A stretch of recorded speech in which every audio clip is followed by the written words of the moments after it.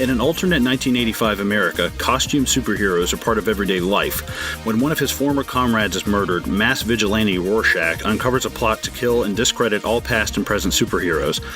As he reconnects with his retired associates, Rorschach glimpses a far-reaching conspiracy involving their shared past and catastrophic consequences for the world's future. Welcome to another installment of Midnight Double Feature, and we're going to be covering Zack Snyder's 2009 Watchmen.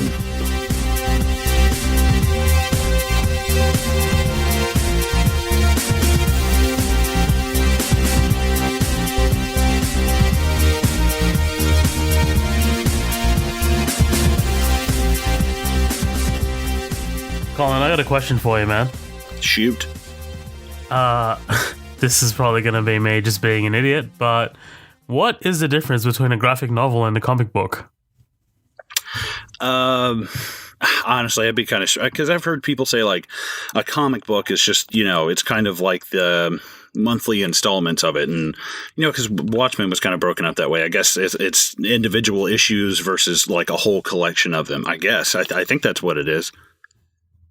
Right. Yeah, because I've always wondered, like, everyone always refers to, it is, I guess, by definition, it's the Watchmen graphic novel. It's not the Watchmen comic book, right? So, yeah, I was like, oh, why the hell is it called that? But anyway, guys, welcome back. We're we're covering Watchmen today, if you haven't noticed. Let's just fucking dive right into what our history is with Watchmen, because this is a big bitch. So we don't want to beat around the bush too much. Colin, talk to me about your history with Watchmen and your sort of opening impressions of the movie as well. Well, Watchmen, I never read the comic book until probably like 2014, probably like 4 or 5 years ago. But I did go see the movie in theaters when it came out because I remember I was in college and right across the street was the movie theater, and we were like, man, I was hanging out with a bunch of theater kids, and we were all just really drawn to this movie. There was something about it. We're like, this looks so much different, than what's coming out right now.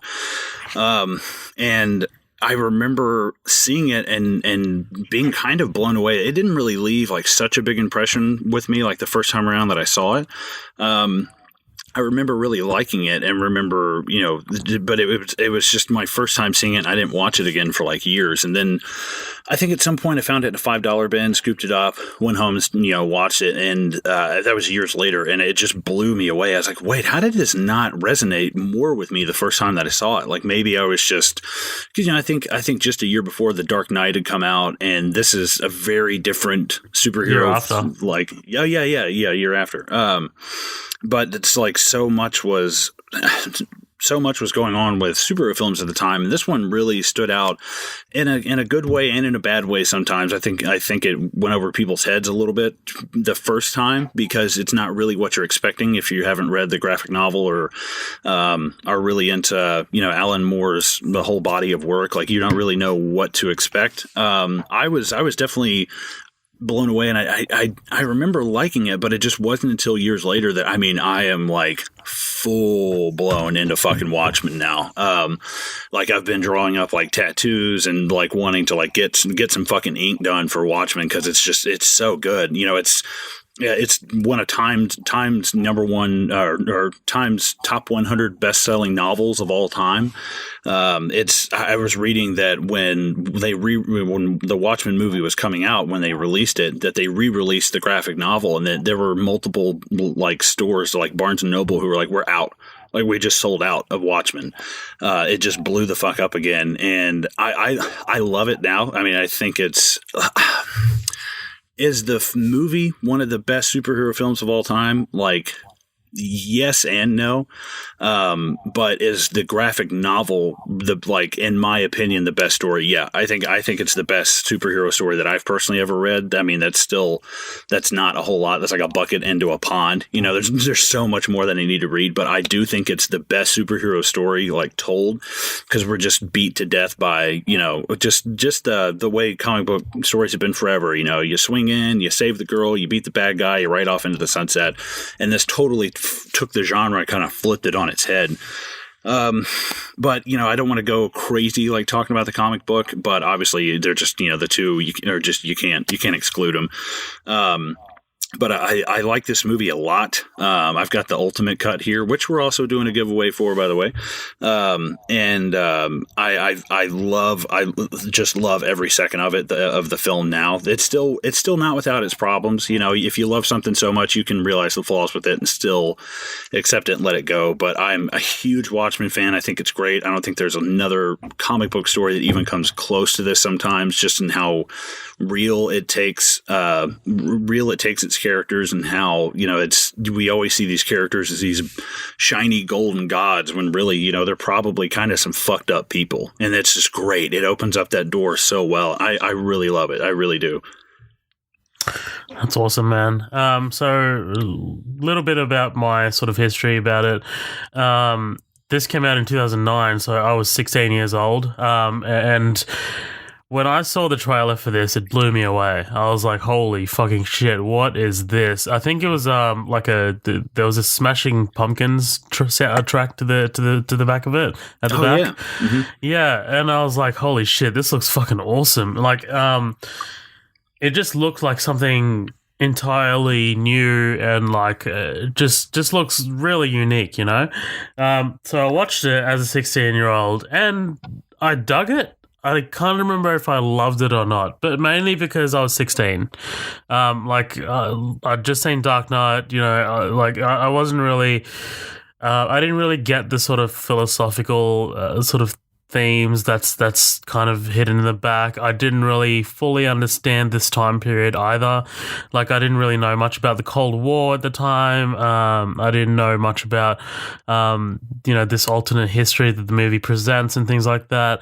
But that being said, I wanted to find out more. So after this movie came out, I sought out the comic book, the graphic novel.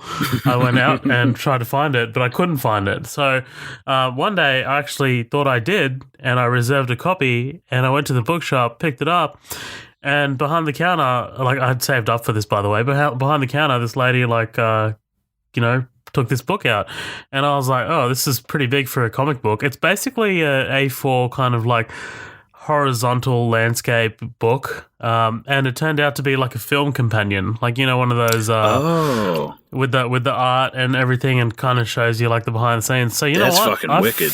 I fucking bought it because it is awesome, and it's sitting in front of me here right now. It's fucking awesome, man. Seriously, there's so much insight that this book gives you. I've read it a few times. I've gone through it. You know what? I would not even be adverse to give this away as a giveaway as well. This thing nice. is, because I can't see myself reading it again. It just sits there now, and I literally kind of dug it out. It's just on my bookshelf, but it's got storyboards. You see some storyboards that Snyder did. There's one note in a storyboard written in pencil. It's this is slow-mo. as you'd imagine Snyder would be doing. What is that on every third page? Yeah, every third third line for sure, right? Every third fucking paragraph. but yeah, man, this I think I watched this before I watched the original Dawn of the Dead, so this also introduced me to Zack Snyder as well.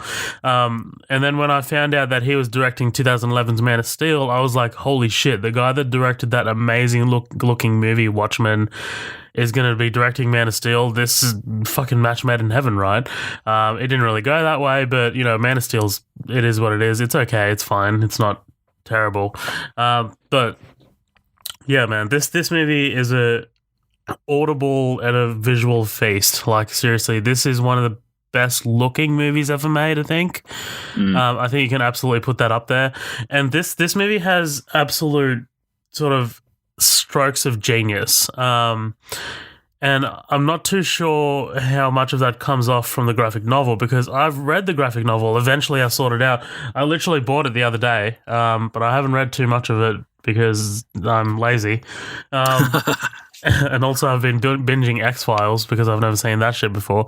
But yeah, it's a hell of a movie, man. It's definitely unique. That's the only sort of word that I can use for it.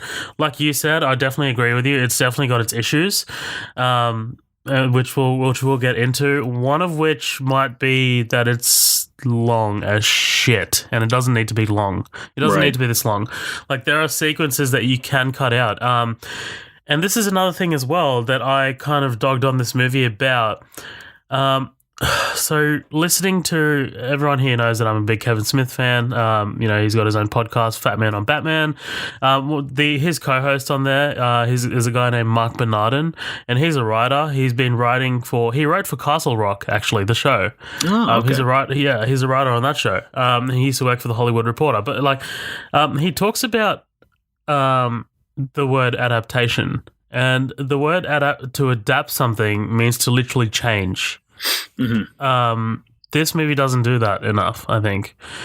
I agree with that. I think definitely there's treating the source material with, like a lot of with a lot of respect. Respect. But at the same time, it can't be every time you go to do a shot, you're looking at the comic book. Is this right? Does this look okay? Like, is this cool? Blah blah. Like, I think that I see what you mean. Like, I think that there's a lot of stuff that's like just verbatim, like shot for shot. Whereas like you said, it's an adaptation. It's supposed to evolve into this other medium, and I think that it does it better than it gets a reception for. But at the same time, there's a couple. It's like, dude, ease off that gas pedal like just a little bit. Yeah, it does work to its detriment a little bit, because I mean, you want to see. I mean, as a filmmaker, if you were Zack Snyder, wouldn't you be like, okay, what can I bring to the table? Like, I mean, sure, you can bring the amazing visuals and the sound and the graphics, whatever the hell, but you're not really telling something new. You're not taking the source material and telling your own sort of story on it, your own sort of twist on it. You're just basically telling us it's basically the comic book in a visual medium, in a more in a movie, right? That's right, and it's great to see that. It's great to be like, okay, yeah, we're just going to do the shot for shot. Like, I love this so much, and like, that's really cool and that's really great. But like, I can go out and buy the graphic novel, and you're never going to get this movie to look exactly like that graphic novel. Like, and you shouldn't. And that's the whole. I think the whole point of it is like, dude, don't be afraid. Like, people are going to hate you for doing this anyways. It's one of the most praised comic book stories of all time. You're gonna get shit on, dude. You might as well do it your way and get shit on. Yeah, I mean, I do think this movie gets too much flack. I mean, it's only 64 on Rotten Tomatoes, which is ridiculous. Mm-hmm. I think it's somewhere, it should sit around maybe 75 to 80. I agree with that. Probably 80. Just because it's you can attribute all of its story stuff to the graphic novel, but it's still a very clever movie.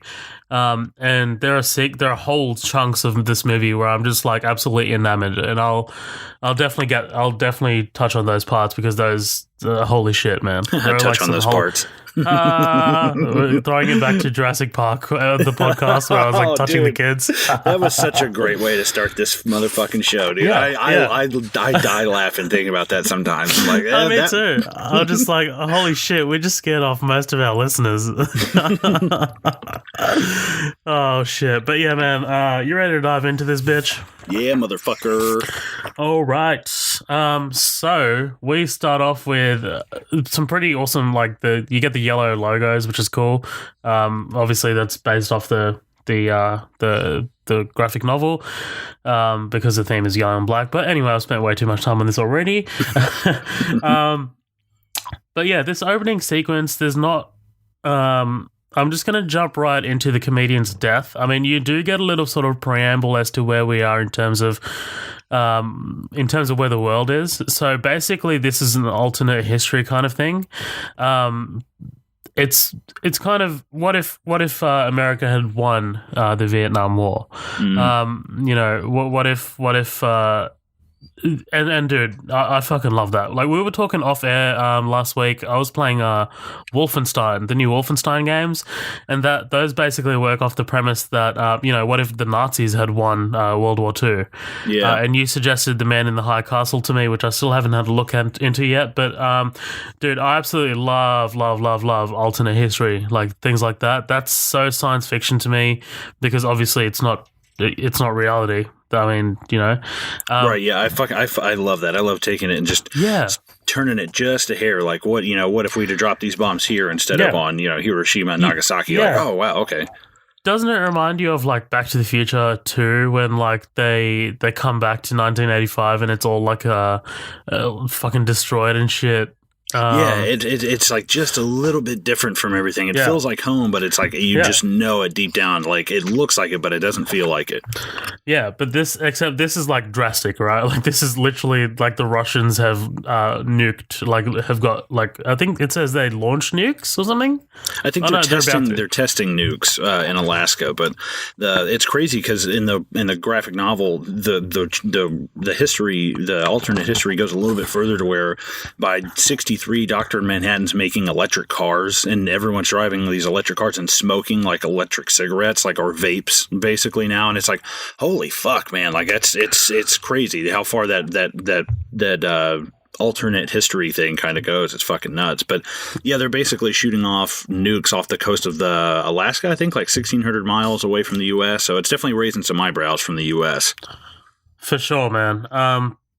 But yeah, that's basically the setting. We get Jeffrey Dean Morgan, who's playing the comedian. Jeffrey Dean Morgan is awesome. He obviously plays Negan in Walking Dead. He's from Supernatural. He's from a whole load of things. He kills it in this role. Obviously he gets killed at the start, but this isn't a movie that's, you know, taken sequentially, right? Like, we get flashbacks and shit like that, and he kills it, man. You hate him so much, but then like later when he's like crying in front of Moloch, you kind of like sympathize with him a little bit. About as much as you can for like a woman beater, rapist, rapist, like, murderer, child baby murderer. Yeah, it's like, dude. I mean, and it's so great. He's such a good personification of, like, you would be a pretty fucked up individual to him, and Rorschach both, you know. And it's like, you would have to be a really fucked up individual to be doing this stuff, and they're the ones who are, I feel like, most successful at it. You know, like, Rorschach has kept going and kept going. Comedians working for the government, and he's been in the military. So it's like, in order to do this, it's kind of like, these are the two most fucked up people we have, but they are the ones who are like uncompromising and like set in their ways. I think there's something to be said about that, because not only they're like the most successful ones, it seems like they're the ones who don't, like, I don't know, like, whereas you have like Silk Spectre and Night Owl, and they're all kind of, you know, they're both kind of like, I don't know if what I'm doing is right. These guys are like, no, I know what the fuck I'm doing. You know, that's what I love about it, especially with Adrian Veidt as well. I like that a lot about these characters. You would have to be kind of crazy to do this, and they're all kind of fucked up in their own right. Well, it kind of makes you think, right? I mean, like, how fucked up mentally would Bruce Wayne need to be to dress up as a bat? Right. every night and beat criminals to a pulp. So this kind of shows that in a more gritty and realistic way, I guess, right? Like, you obviously can't show Batman being a rapist, but I mean, like, you know, I guess the mentality's on that level, right? With these guys. Yeah, for sure. Like, it's, you know, they're like, I think Dean said it really well in I think it's the Silver Bullet bonus episode from LSU Media, and he was talking about cops. He's like, obviously, you know, like any profession, you're going to have a couple of them that are just dickheads, and it's kind of like the same thing with these superheroes. Like, a lot of these guys are, you know, outstanding people, especially from the Minutemen, you know, not so much from the Watchmen, but you know, a lot of them are upstanding people, and that you definitely see a distinction between the two groups. You're like, holy fuck, like, this is, you know, because up until the Minutemen, there's really no alternate history, and then when the Watchmen come in, that's where shit gets kind of fucky. But dude, the fucking soundtrack on this movie, dude. Dude, I mean, right away you've got Unforgettable. That is, I love any kind of, it's kind of like Stuck in the Middle and Reservoir Dogs or Tiptoe Through the Tulips and Insidious. Like, I love any kind of like mashup that's not, it's like what I'm hearing is not connecting with what I'm seeing, and it makes it even more powerful. And straight from, that, we go into like Bob Dylan and stuff like that. But dude, I mean, you've got Smashing Pumpkins, My Chemical Romance, Bob Dylan, Jimi Hendrix, 99 Love Balloons. There's so much fucking music in this movie, and it's crazy. And not to mention the music that they actually had composed. I think his name's Philip Glass. But the soundtrack is fucking incredible. Definitely give it a listen. It's good shit, man. Seriously, it definitely stands out. But yeah, we get this entire sequence. Basically, it's the comedian getting his ass beat. This is fucking brutal, this whole scene. Fuck yeah. Like Snyder establishes the violence like straight away, but he also establishes the visual style. Like, we get a lot of slow motion sequences. This is obviously Adrian that's beating him, but we don't know her yet. I've got a question though. Why does it seem like they're overpowered? Aren't they supposed to be sort of like humans besides Dr. Manhattan? Like, why can the comedian punch through a fucking wall? Right, yeah. It's I think that's one thing that people kind of took issue with, and he's just kind of like that. You watch the Batman versus Superman warehouse fight scene, and there's a lot of that. There's a lot of kicking people like into walls from several feet away and sending people flying, and it is good filmmaking, and you can buy into. I think if he just backed off the gas pedal again just a little bit, like back off just a little bit, dude. Like, I believe this guy could probably punch a wall and about break through it, but I don't think he could punch fucking elbow deep into the next wall behind him. Like, Jesus, that's dude. Right. Yeah, and the way sort of Vite just kind of lifts him and throws him through the plate glass window. Ridiculous. Yeah, it's like fucking like, especially when a comedian takes the corner off that thing when they're I was like, dude, Jesus Christ, and it's kind of cool, maybe in the moment, you might be able in a last ditch, like I'm about to die effort, like pump out some strength like that if it meant your life depended on it. But these people seem to be able to do it on a fucking Tuesday at 7:30 in the morning. They can just like, oh no, whatever, I can just dip right into my Hulk strength and fucking knock somebody's teeth down to their asshole. Let me summon my inner Hulk. But yeah, man, I love these shots. The shot of the blood coming down onto the smiley pin, and the smiley pin just following his body as it falls down, and we get a zoom in on the smiley pin. And then we cut into probably one of my favorite sequences in the entire movie. That's this Bob Dylan montage. This is great. Incredible. Holy shit, man. It feels like vintage comic book stuff, right? Like the way these photos are like being taken. Like, there's that photo of like the comedian. He's got his arm wrapped around like the bank robber, and he's holding he's got the cigar in his mouth, just smiling with the Tommy gun. It's so good, dude. Yeah, they all feel like Norman Rockwell paintings. They all feel like this like very Christmassy kind of like everything's big and perfect and golden and beautiful. And I think but as the images go on, they get subtly worse and it's at first we're these really cool guys, and by the end of it, the times they are changing. Like, dude, shit's getting fucking bad. And you can kind of tell. There's one thing, I wonder if you caught it. It's when Night Owl I think it's the very first one where he's knocking the guy out, and there's a couple behind him to his left. If you pay attention to this, if you look over Night Owl's shoulder to the right are a bunch of Batman posters on the wall, a bunch of them. And then I didn't say that. He's knocking this guy out with a gun, and behind him are a couple, a man and a woman. And a lot of people are like, I think they've asked Zack Snyder, is that Bruce and Martha? And he said, yeah, that's why there's no Batman. What? And that's why there's no Batman in this world, because they stopped his parents from being murdered in like the 40s or something.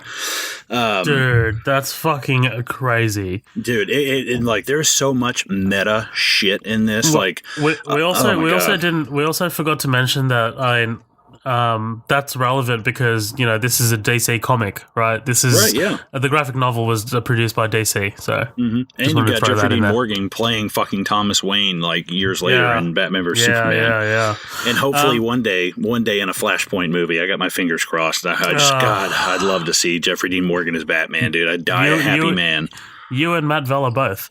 So the Minutemen, they take a photo, and at the back it's like 1940. So were the Minutemen established because of World War II? Because of World War II?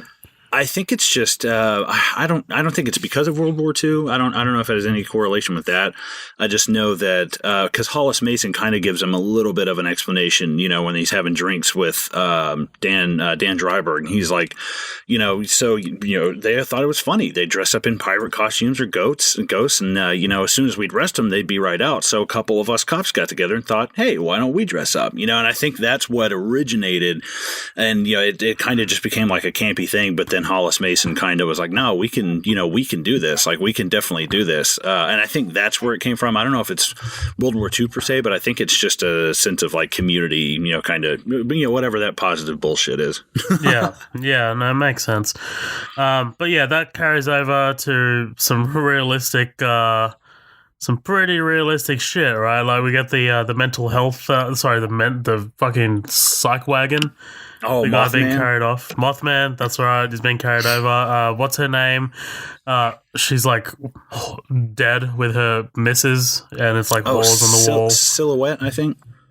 Yeah, I couldn't get all of these names. There's a lot, man. I mean, there is a lot. And there's multiple. There's Night Owl 2. There's Silk Spectre 2. Like, oh, hold on. Well, yeah, Hollis, Night Owl 1 says Night Owl, Dollar Bill, Mothman, Hood of Justice, Captain Metropolis, Silk Spectre, and the Comedian were the Minutemen. But, okay, I think we can both agree the best part of the montage, Colin, is the JFK assassination, right? Come on. Oh, dude, yeah, I absolutely. Shit. I mean, for one thing, the violence and the of his head exploding. I was like, fuck, man. Like, well, that's on the Zapruder film, so like that wasn't too much. Like it was just like it was more like just the smart kind of panning over to the comedian as he it was good. I love that because they always say that somebody saw some smoke from the grassy knoll and it's just him puffing on that cigar. I'm like, that's good. It's beautiful, man. It's beautiful. Also, we get a shot of like a guy who walks past young Rorschach, and he kind of like tussles his hair, and I'm like, holy shit, I hope he washed his hands. Yeah, right? And like, oh, dude. Yeah, do you know who that kid is, by the way? No. That's Zack Snyder's son. Oh, that's awesome. Yeah. So now he's got cum-stained hair. That's awesome. Yeah, right? Cool. Thanks, Dad. Badass. I just wrote, the JFK assassination has me wet. What always gets me as well during this montage is the Peace Rally flower in the rifle. Like, just the base of the rifles is cool. Astronaut Gorski sees Dr. Manhattan on the moon, and Nixon is elected for a third time. Whoa. Yeah, right. Can we talk about Nixon? Do you want to talk about him here? Just very quickly, I don't hate the way that he looks. Like I love Futurama, and Nixon's always been president in Futurama. And I love the whoever does the impression of him on Futurama.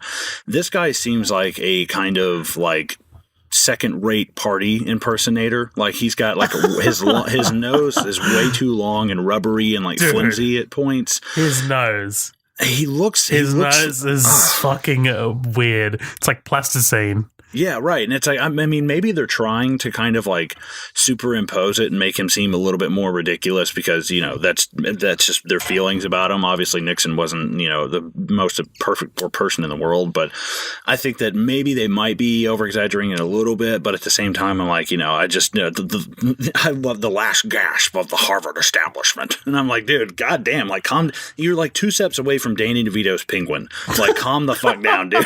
You are so fucking close. Yes. Oh, good lord. But yeah, we get these cops who are investigating the murder of the comedian. One of them, I think, says he was built like a linebacker. Is that right? Yeah, he's like 6'2" and 225. I'm like, Jeffrey Dean Morgan is not built like a linebacker, but okay. No, yeah, this character maybe, but like, yeah, he's definitely gotten a lot smaller since this movie came out. Yeah. Rorschach's journal. That's pretty good, dude. That's a pretty good one. It was all right, hey. It was, kind of got to drink some water now, but Jesus Christ. No, man, we get our introduction to Rorschach, probably the best character in the movie. I don't know, but I do like I like Rorschach a lot. He's not my favorite, but I do think he's one of the best ones. Yeah. He's played by Jackie Earle Haley, who played the new Freddy Krueger in the 2010 movie.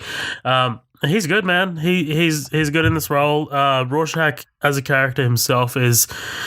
I mean, look, all of these characters are pretty one note. I think they're not 100% fully.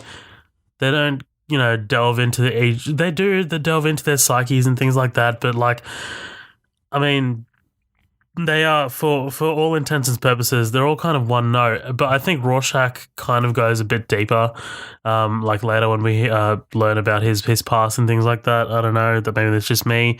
But his dialogue is dark as fuck. Yeah, he's yeah. Lindsay and I were watching this, and she actually just read Watchmen recently, and she was like, she's like, I just don't like him, because after a while it's like, okay, it's not, every day is not like this, dude. Like, calm the fuck down. Yeah. No, yeah, exactly. See, the shit thing is, the copy, because, okay, the way we record these podcasts is we watch the movie and we kind of, just fast forward through.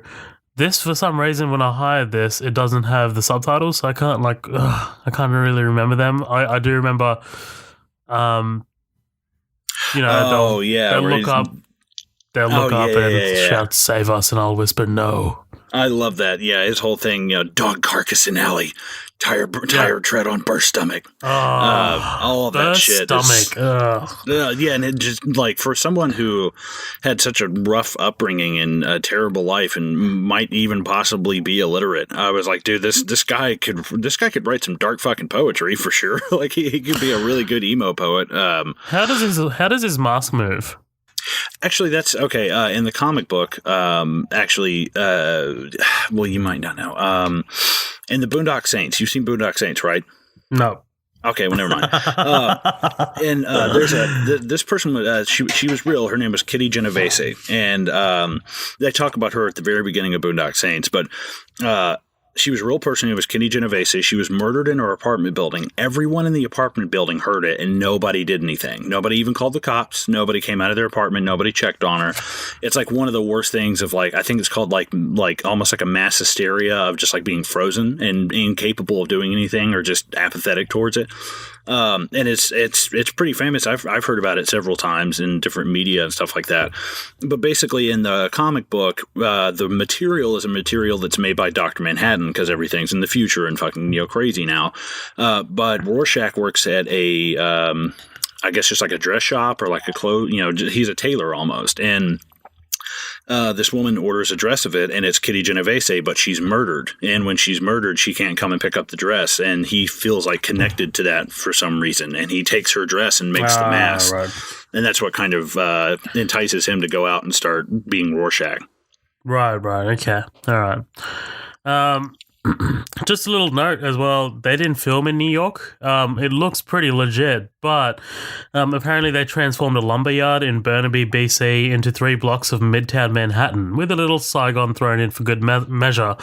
The construction project consumed over 200,000 nails, 10,000 16-foot 2x4s, and 384,000 square feet of foam brick. So there you go. Damn. Yeah, I'm pulling these random facts out of this art book. It's fucking awesome. I'm definitely going to give this away, but I don't know. There has to be. I don't know how I'm going to give it away. To be honest, I don't know. Whatever. I'm just thinking about all this shit on the fly. There's no filter. It's just brain mouth.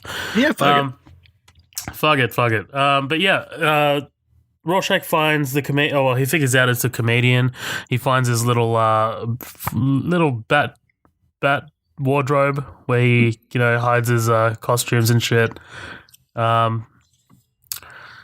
then we cut to Patrick Wilson, right? Night Owl. Yeah, Night Owl 1 and 2. I love this scene. I love. It's good. I like Patrick Wilson. I can't remember the other actor's name. I just know the character Hollis Mason. But I love Hollis Mason. He's actually probably one. I like him. I'd say I like him a little bit more than Rorschach. I don't know what it is about him. He's just fucking cool. I would love to sit down and have a beer with this guy and be like, tell me about some crime fighting, man. Tell me about being a cop. Blah blah. He seems like he'd be a really fucking cool dude. Right? Yeah, basically. But yeah, they're, just talking about, just rehashing. I'm sure Night Owl 2 has heard the same story from Night Owl 1, God knows how many times. And, it's kind of like a gathering of old men, just these retirees, kind of thing.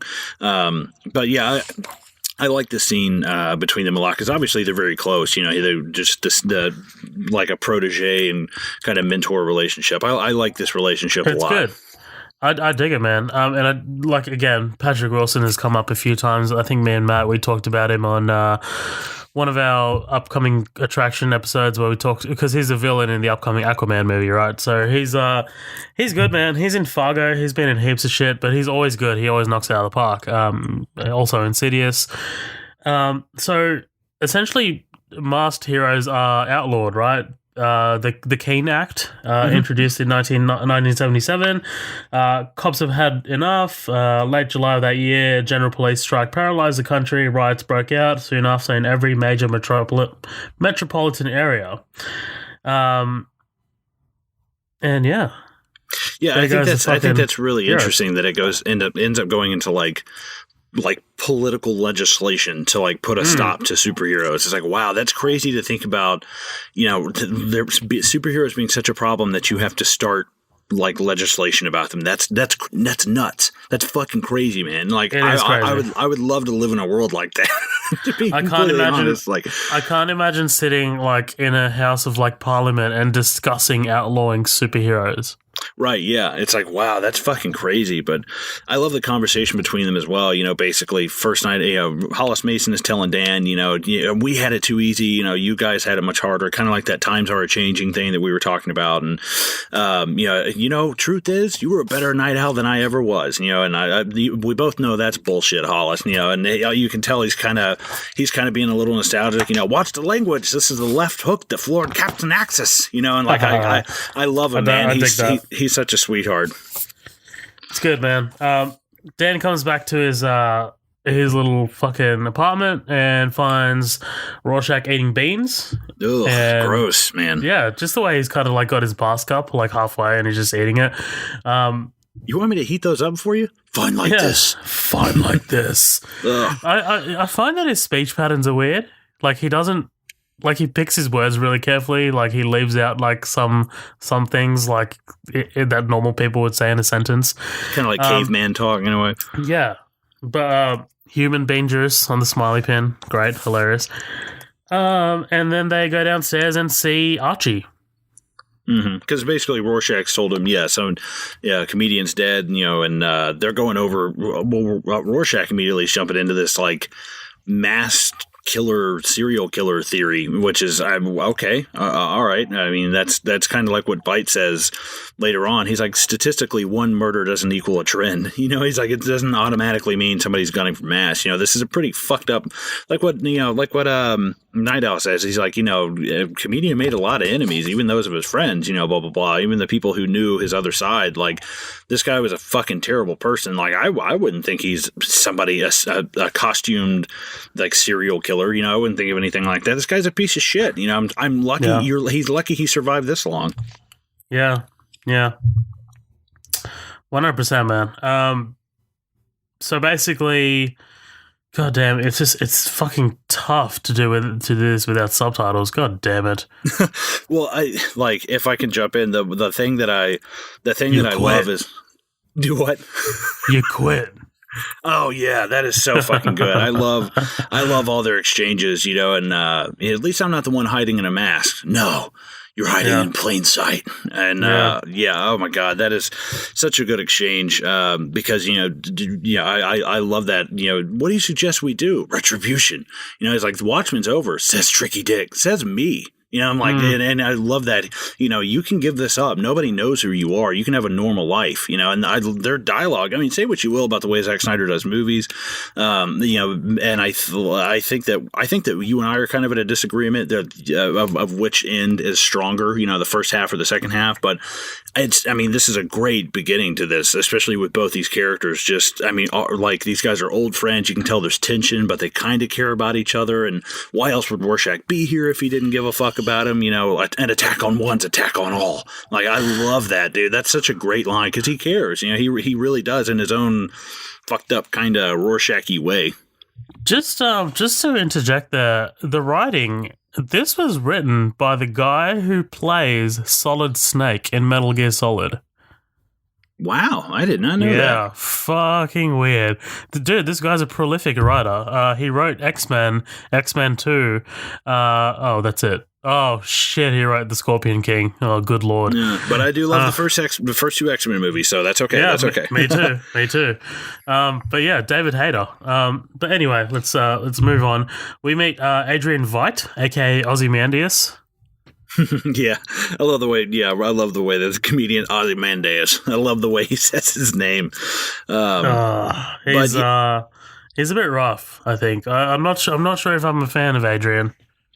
Yeah, I think if this is not the viewer's kind of fault. I think this is kind of Zack Snyder's fault because, like, he is German and his parents are both Nazis in Watchmen, and his parents wind up dying when he's like 17, and he inherits like millions from them. But it's all blood money. It's all just money and gold stole from Jewish people during the Holocaust. He gives all of it away and rebuilds his empire, and then starts Veidt Industries in the comic book. And it's like, wow, but you can tell he does kind of come across like a little too thick on it. He's like too much of a fascist kind of Nazi air about him. I get it, he is German, but he's kind of I'm hot and cold on him. I like Matthew Good as Ozymandias, but I don't love it. But he does he does okay. He's not great. He's it's very. See, I think this movie. It's a bit more than its villain, right? I mean, because you need a villain. Mm-hmm. But this movie, the ideals of it go further than just a villain. And I do Veidt's plan. Do you want to talk about Veidt's plan here or no? Nah, not right now. I think we can skip it. But I do love that basically Veidt is the only one who's ever given his identity out. He's launched like a comic book line and action figures, and the woman actually photographing him as Annie Leibovitz.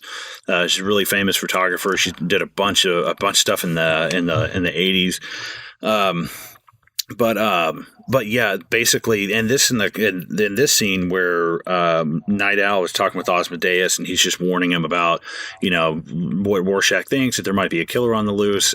This originally in the comic book is Rorschach coming to Ozymandias, but I can't remember why they changed it for whatever reason. I honestly couldn't remember. But could be because immediately after that we get Rorschach visiting Manhattan, so maybe they just didn't want too many Rorschach scenes. Yeah, that makes sense. And I think I do. And, you kind of get a good feel between the relationship of Night Owl and Ozymandias, but they're the only two who really know each other's identities, honestly, except for, obviously Manhattan and Silk Spectre. But yeah, I like this scene a lot. I don't know why. I think it's just because, as they're asking him, do you think any of the other Watchmen, he's like, basically, do you think that any of them resent me because I whore myself out? It's, it's a fair question, and he answers the questions really well. And he wants to make a renewable and cheap energy with Dr. Manhattan. It's a great line. He's like, this war with the Russians isn't about anything but fear of not having enough. He's like, but if we make resources infinite, well, you make war obsolete. And that's a good fucking line, man. That's good. I like that a lot. See, yeah, but that's and this is kind of getting into what Veidt's plan is here, but he's basically Thanos. Kind of, yeah. He's making a big sacrifice for the greater good, quote unquote. Yeah. Thanos literally says in Infinity War, "This universe is finite. Its resources are finite." And I believe Veidt says something to similar effect. So, kill a few million to save billions is basically the thing. But, right. Yeah, all right. Let's fucking move on. Jesus Christ. So we get more Rorschach. He breaks into this secure military facility to meet with Manhattan. I believe there's one moment here when because obviously you get a lot of narration from Rorschach in this movie. Dollar Bill got his cape stuck in a revolving door while he got gunned down. It kind of reminds me of in The Incredibles when she's like, "No capes." Yeah, I've never seen it. Oh, what? Yep, God never seen it. damn you. See, neither has Matt. I'm trying to get Matt over to come fucking watch this movie because I know he'll lose his mind. He loves his superheroes. But anyway, we meet. Who does he run into first? Does he run into Laurie first, I think? No. First he runs into Manhattan. He runs into Manhattan, aka Big Blue Dick. Big Blue. Yeah. This is Billy Crudup. Billy Crudup. Weird name. Weird name. Obviously that's not his body because he is ripped. Yeah, ripped as fuck. Like, seriously, man, like, you are already a god without the powers. But he shrinks down to size while Laurie speaks to him. And he's just weird, man. Manhattan is just, like, he's not weird, but he's basically a god figure. And I think he kind of reminds me a lot of Vision in Civil War. Like, he can solve the problem immediately. Yeah, I think I will say I think that he's probably my favorite character.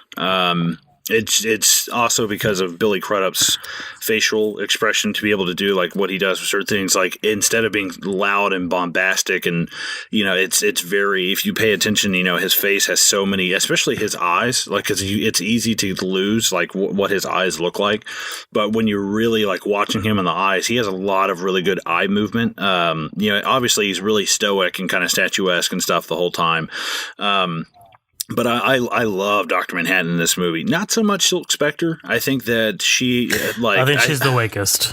I think she is the weakest, but there are some scenes later on, especially when they're on Mars and stuff, that she knocks it out of the park. She's really great, but they don't do the comic book character justice. They kind of just make her almost like she's girlfriend. The youngest. Yeah, she's kind of the girlfriend. She's always, whenever she's, why does it always have to be like this? She's always got the same like, ugh.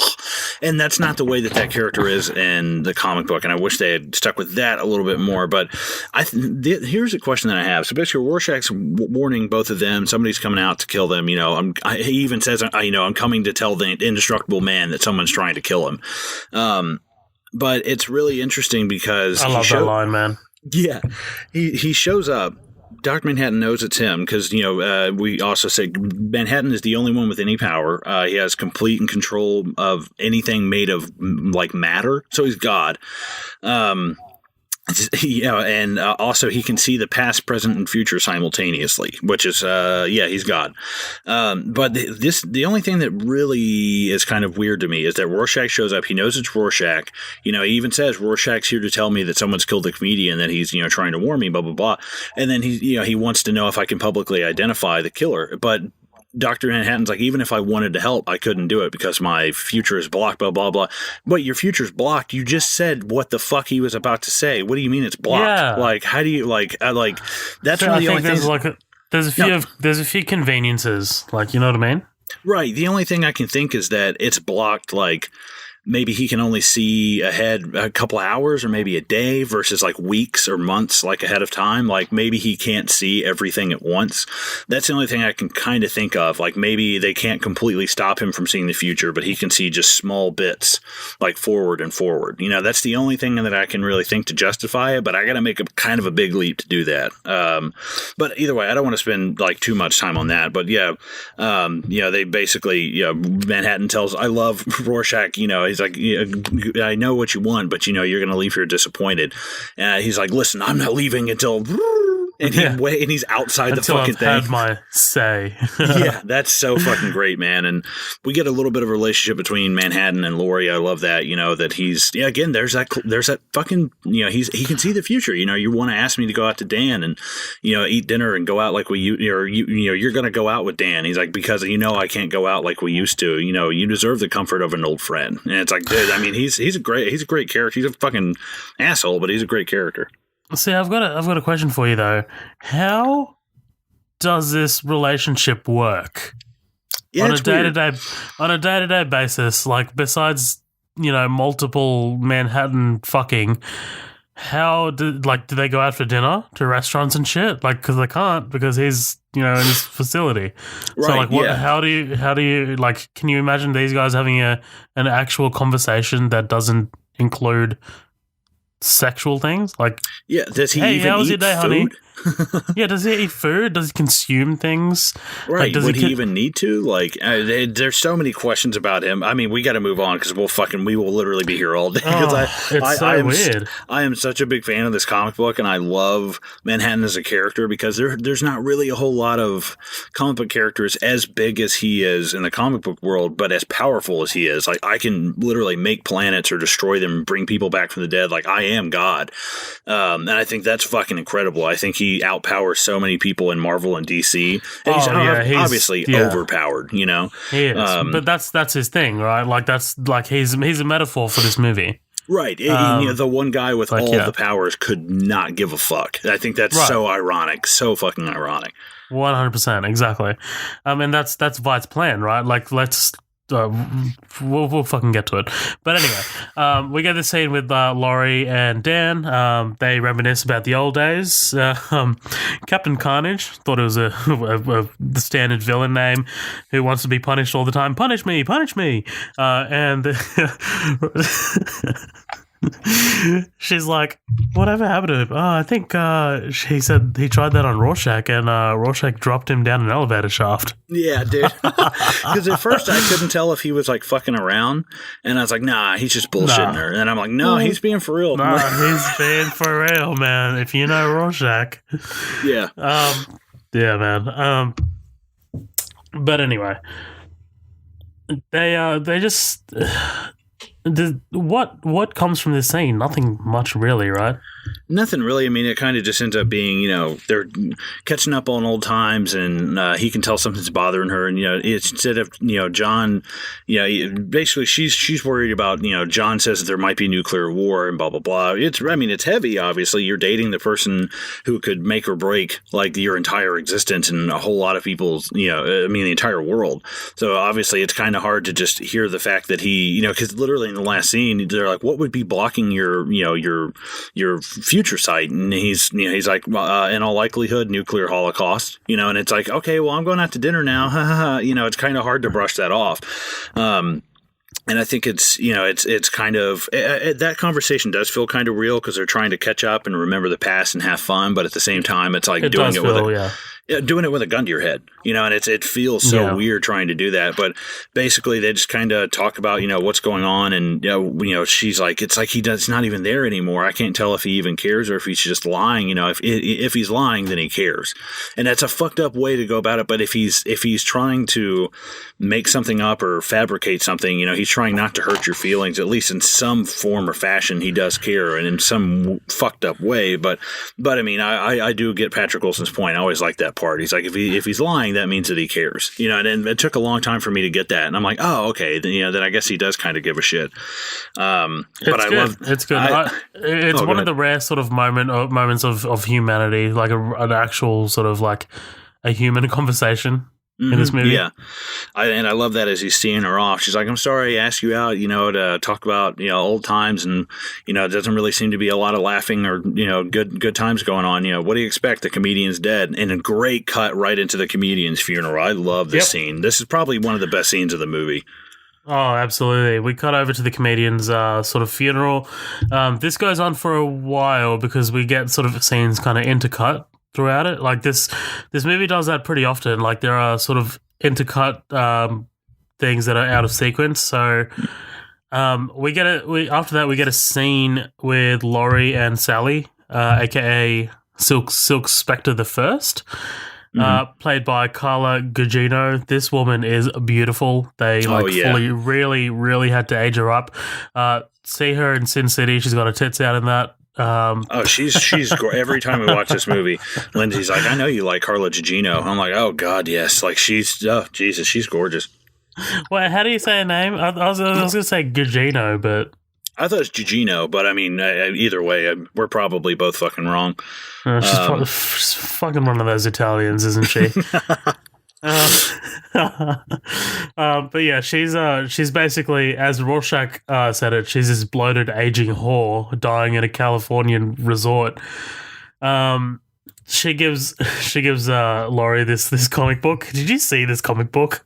Oh yeah, a little 8-page porno comic. She says it's fucking graphic. Yeah, dude. But yeah, Mother, this is gross. Yeah, I'm not really the biggest fan of Laurie, but they talk about the comedian, right? They talk about, I mean, you get Sally kind of defending the comedian, but Laurie doesn't understand it because at this point she doesn't know that, you know, he's her father. Right, yeah, and she's saying, you know, it's the future gets darker and darker, but even the past, even the grimy parts, you know, they still shine. Which is, it's just because, you know, yeah, I love, it's the fear of the unknown, basically, is what she's talking about. Especially, you know, she's 67 years old, so it's like, yeah, I would kind of, yeah, I'd start being a little bit afraid of the future too if I was 67 and all my friends were dying in a nuclear war. It's like, ooh, that's kind of scary. It's fucked up, yeah. But not as fucked up as the next scene. No, not as fucked up as the next scene, because we flash back to the Minutemen just after a photo shoot, and old fucking Eddie Blake decides he wants to get some. Yeah, dude. Oh my God, I remember seeing this in the theater and that being like, whoa, like, yeah, I was 16, man. I was like, this is new. This is. As a 16-year-old in the movies, man, I was like, this is a new kind of movie, isn't it? This is a different... Because I'd never seen... Because he punches her in the face, like, fully closed fist. And I was like, holy shit, I've never really seen that before. Yeah, it's fucking brutal, man. I mean, it is. It basically hears that she's going to go change and comes on to her saying, you know, Eddie, you knew I was changing. Yeah, I mean, you said it loud enough for everybody to hear it. You know, I know what you need and blah, blah, blah. I do like the fact that, you know, she's like, no, Eddie, you know, no, spelled Y-E-S. She's like, no, you know, and she fucking just like decks him. I'm like, dude, I love that. But she's got some fight in her. Yeah, he fucking, goddamn it. I mean, he beats the shit out of her, and the way he swings her around and slams her into the pool table, I was like, fuck, man. The face into the pool table is what, like, because like you get like this punch of bass in the sound mix.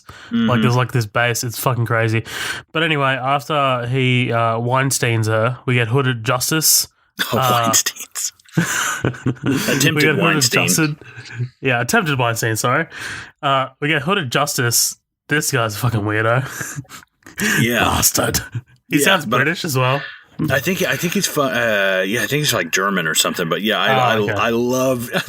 Is this what gets you hot? Is this what you like? But you know what? Okay, because I was watching this the first time I saw this, I watched it. Not first time, but for the podcast, watched it with subtitles on the Blu-ray. And he's like, "Is this what gets you off?" And Hooded Justice says, "What? Yeah." Like, he's like, "Yeah, this is what gets me off." I'm like, "What?" That's fucking weird, man. But, yeah, man, Silk Spectre is not looking good. No, yeah, basically, they, like you said, within this scene, they're kind of, like, jumping around between stuff. Like, we kind of close on the Silk Spectre one, but then we go straight into, like, Dr. Manhattan's, and then basically we're all just kind of, like, serving up memories of the comedian, just before we go past it, I like Silk Spectre's line after that. Things are tough all over, Cupcake. It rains on the just and unjust alike. It's good, man. I like that. She actually, for some reason, she reminds me of Poison Ivy from the old Batman movies. I don't know why. I don't know. Just the way she talks and shit. But we cut over to the funeral again. But this is basically Manhattan, I guess, remembering the Vietnam War. We get Ride of the Valkyries. Ride of the Valkyries? Mm-hmm. Rise Right. of the I think it's Ride. Valkyries? Yeah. Dun, dun, dun, dun, dun. You all know what I'm talking about. This is fucking visually amazing, man. Holy shit. Yeah. This is like next fucking level good. Dude, I had on the side of one of my dressers from where I had a Watchmen. Guy with a blue dick? Yeah, right. Just a big, like 4 foot long blue deck on the side of my dresser. No, I cut out because I have this book that's like the making of Watchmen, the graphic novel, and there was like some like just the cover sleeve of it. Well, I cut some stuff out, made a collage, and had this whole side of my thing. But I mean, that shot is in there of Dr. Manhattan being like 100 feet tall, fucking walking and just blowing people up, looking at him like shot for shot. Dude. That's one of the ones that I do love. Like, that's one thing with Zack Snyder too. Is like, dude, just ease off that gas pedal a little bit and do the super iconic shots, tall Manhattan, him being thrown through the window, shit like that. But don't do it for so much shit, man. I mean, it's way too much. But this whole scene, with Manhattan blowing people up with his mind and the comedian lighting that guy on fire with the fucking flamethrower. In the director's cut, it's a lot more graphic because the guy is crawling away and he has nothing, and one of his legs from the knee down is just like nothing. Like, it's just this big bloody gnaw, and he just fucking lights his ass out. I was like, God damn, dude. Like, that's kind of hard to watch, but dude, it's just the way these guys kind of like explode into like fucking bursts of red and like rib cages and everything. Holy shit, man. Yeah, dude, it's fucking nuts. So nuts. But basically, yeah, with the help of Manhattan, they win fucking the Vietnam War. In a week. Which, in a week. Yeah, in a week. And look, I guess it's the downfall of America, right? I mean, look, I know the Australians shouldn't really be preaching about American history, but I'm going to anyway. The Vietnam War, I guess, taught humility to America.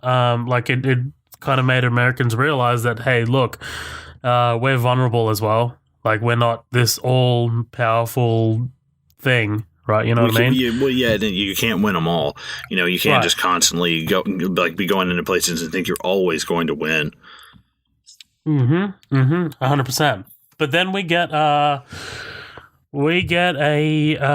holy shit, a fucking abortion scene.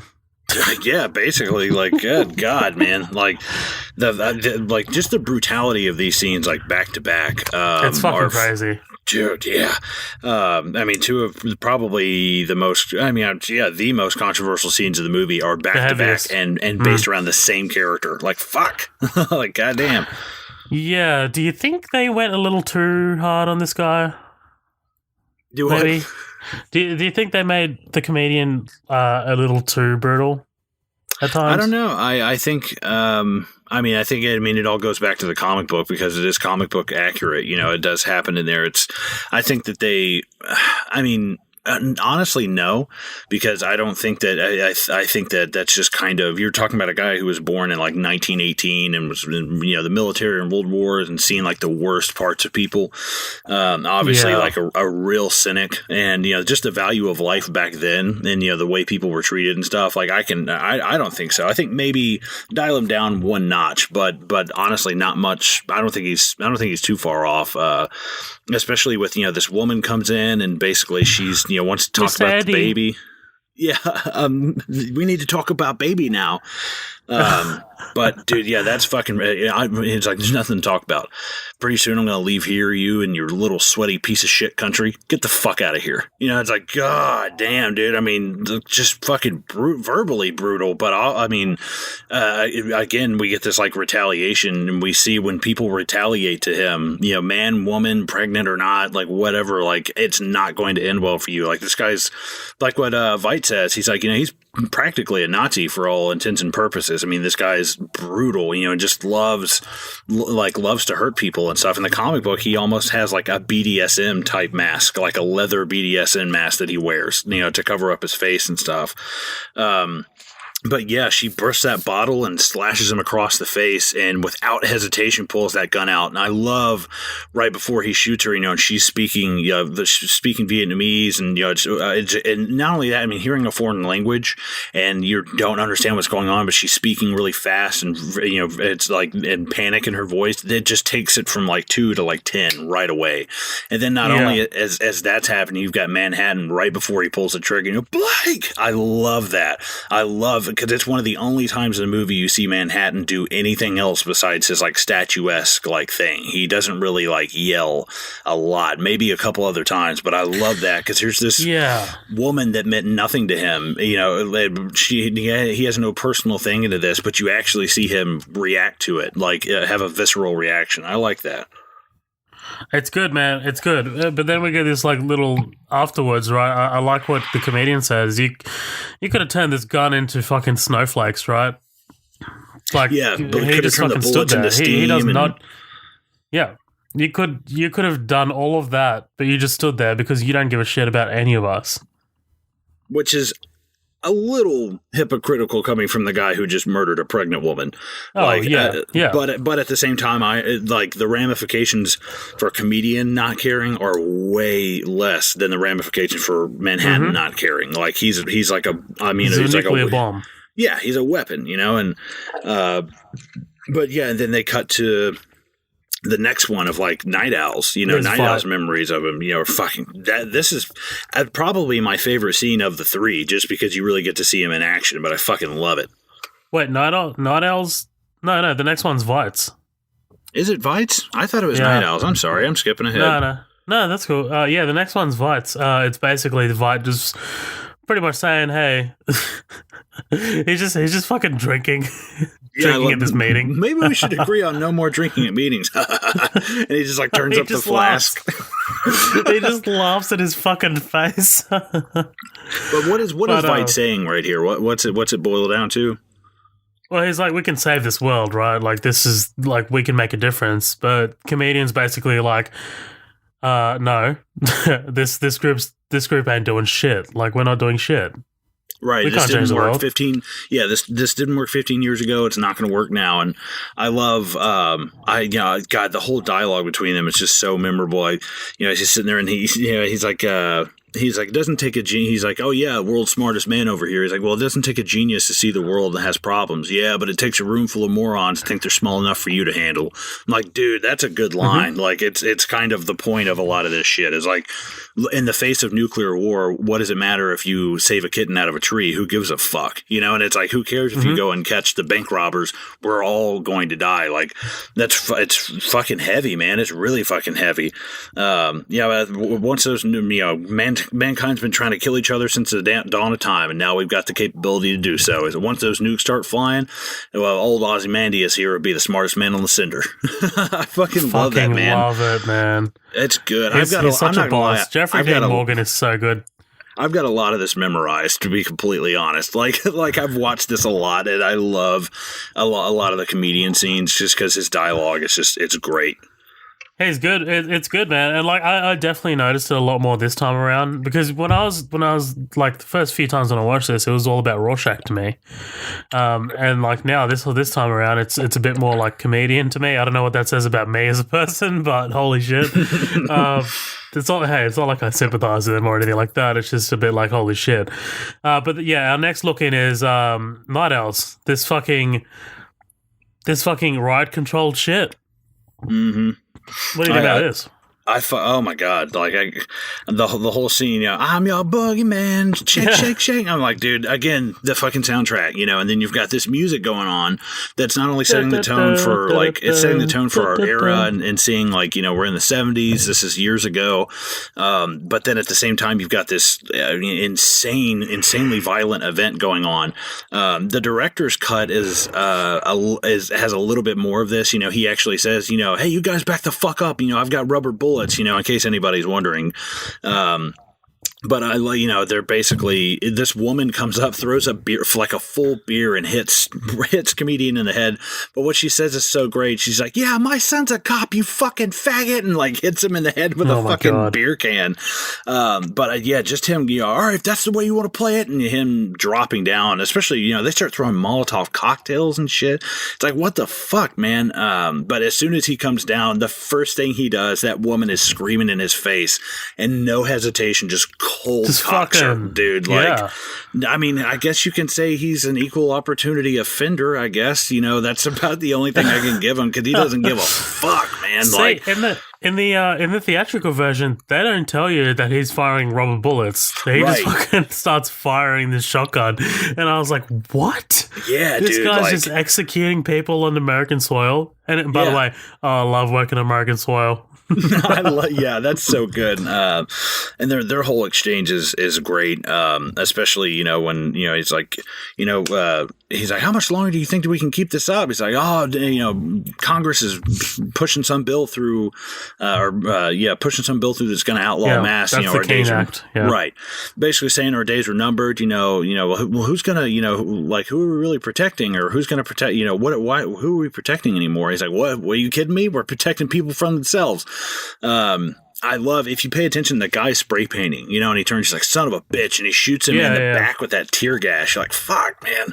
The building that he's spray painting, it's an American flag, and it says, "Welcome Vietnam, our 51st state," or 53rd. I'm reading that now. 51st. That's fucking awesome, dude. And I love, what happened to us? What happened to the American dream? It came true.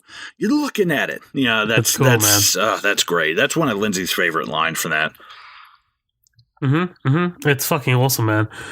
Again, it's Jeffrey Dean Morgan with his deliveries as well. The guy just fucking kills it. We cut back to the cemetery. We see the smiley pin go in. We see Hollis Mason paying respects to the comedian, and then Rorschach. Because we see Rorschach unmasked though. He's a vagrant. He's holding up this sign, right? What's the sign say again? The end is nigh. That's right. The end is nigh. But yeah, he's wondering, he's like, why the fuck would his arch enemy be paying respects, right? Right, yeah. Moloch. Yeah. Well, and why does Moloch have these ears? I don't know. I don't know if that's just like a genetic thing, or if it's like, like people filing their teeth down kind of thing. Like, I don't really know. I guess it's just some kind of genetic defect he has. I guess. I don't really know. But is it? Or is it a villain? Like, are they going for like a villain thing here? Yeah, I don't see why he would keep it up even after years later of like getting out of prison and shit. Like, I don't know. I figured it was some kind of physical defect. But I love the guy who plays Moloch is Matthew Frewer. Frewer, I think is his last name. He's fucking great. This guy's been in a shit ton of stuff. He's in the Stephen King's The Stand. He's in a bunch of stuff, and I love this guy every time I see him on screen. He's a great one of those few actors that you're like, oh, that guy's in everything. But I don't remember his fucking name. This whole scene's great, especially when he comes home, opens up the fridge, and there's just that behind you note from Rorschach. Like, that's fucking, that's terrifying. But can you imagine him standing right behind you? Jesus Christ. Oh, dude, he's so scrappy, dude. He'd fuck you left from right. Like, it's so bad. But yeah, what's going on in this scene? So basically, Rorschach is breaking his fucking fingers, wanting to know why would Moloch, his archenemy, be visiting the comedian. And Moloch eventually just says him, "Hey, he broke in here one day and he was fucking crying at the end of my bed. I was terrified." God damn, like, I'd be terrified. Yeah, basically, he's talking about some kind of list and going on about, it's all a big fucking joke. It's all a joke. It's all a big fucking joke. Dude, I love that, and he's like, I had to kill kids. That was fucking war. Like, I mean, his dialogue is great, but basically, yes, as he's come in, he's drunk, he's got his mask off. Such a good line too. He's like, and here I am spilling my guts to my my arch enemy. What the fuck does that make me? Yeah, right. He's like, but truth is, you're the closest thing to a friend I got. What the fuck does that supposed to mean? I'm like, good. Yeah. That's good, man. I'm so glad they didn't cut that scene out, because they could have, and it wouldn't have really mattered. You could have just heard Moloch saying it instead of showing it, but oh my God, I'm so glad they didn't cut that out. Cause this is the theatrical cut coming in at like 2 hours and 45 minutes. And you've got the director's cut and then the ultimate cut. So there's a lot of stuff they could have cut out to trim this out, but I'm really glad they didn't cut that out. That's a spectacular scene. It's good shit. We get our first sort of glimpse at Pyramid Transnational, the envelope on Moloch's sort of table. I just didn't want to let that go by because obviously that comes back. And then how does that scene wrap up? I guess Moloch tells Rorschach that he has cancer, right? The one the one that people get better from. I don't have that one. Yeah, right. He finds some kind of phony medication or something. But I love Rorschach. He's like, that's what happened. That's the truth. He's like, incredible story. Probably true. I love that. I love these random shots of like Rorschach walking down the street, man. Like this old New York looks so fucking cool, but dangerous as shit. Yeah, like really dirty and scary. Yeah, man. Is this the Pagliacci story here? Yeah. This is the Pagliacci story. What do you think about this? I thought it was pretty cool. I like the whole, it tells the story of Pagliacci. Pagliacci goes to a doctor, says that he's depressed. It says, oh, you need to go see the great comedian Pagliacci, but doctor, I am Pagliacci. It's a really old joke. But I don't know if it, I'm sure there's some kind of deeper connection with the comedian, but I don't really see like, I obviously his name is the comedian, but that's really just in namesake only. Like he's not a super funny guy. I mean, he's really cynical. He's really dark, but that's really about it. I don't like, I think it's, I don't know. I don't really see its point here. Like, I don't really see like a lot of like relevance to it. I thought it was good. It kind of talks about like how I am my own worst enemy kind of thing. I can see that. It's an ironic thing. Mm-hmm. Right. Yeah. Like I am the cause and the solution, like at the same time, kind of thing. I do love, is this all we ever end up getting? Violent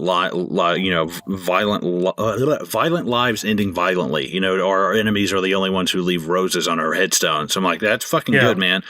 But that I think that whole ending to bring all of those scenes, like within scenes together, is really good. They wrap that up well. Oh, for sure, man. And like, look, while Rorschach's telling this story, I love this kind of montage that's happening because Rorschach's visiting the comedian's grave and things like that, and we see. Oh, I love this shot of the comedian crying, and the tear falls onto the smiley face, and it's blood. It's just visually, man. Like I haven't seen a movie like this ever. I still haven't.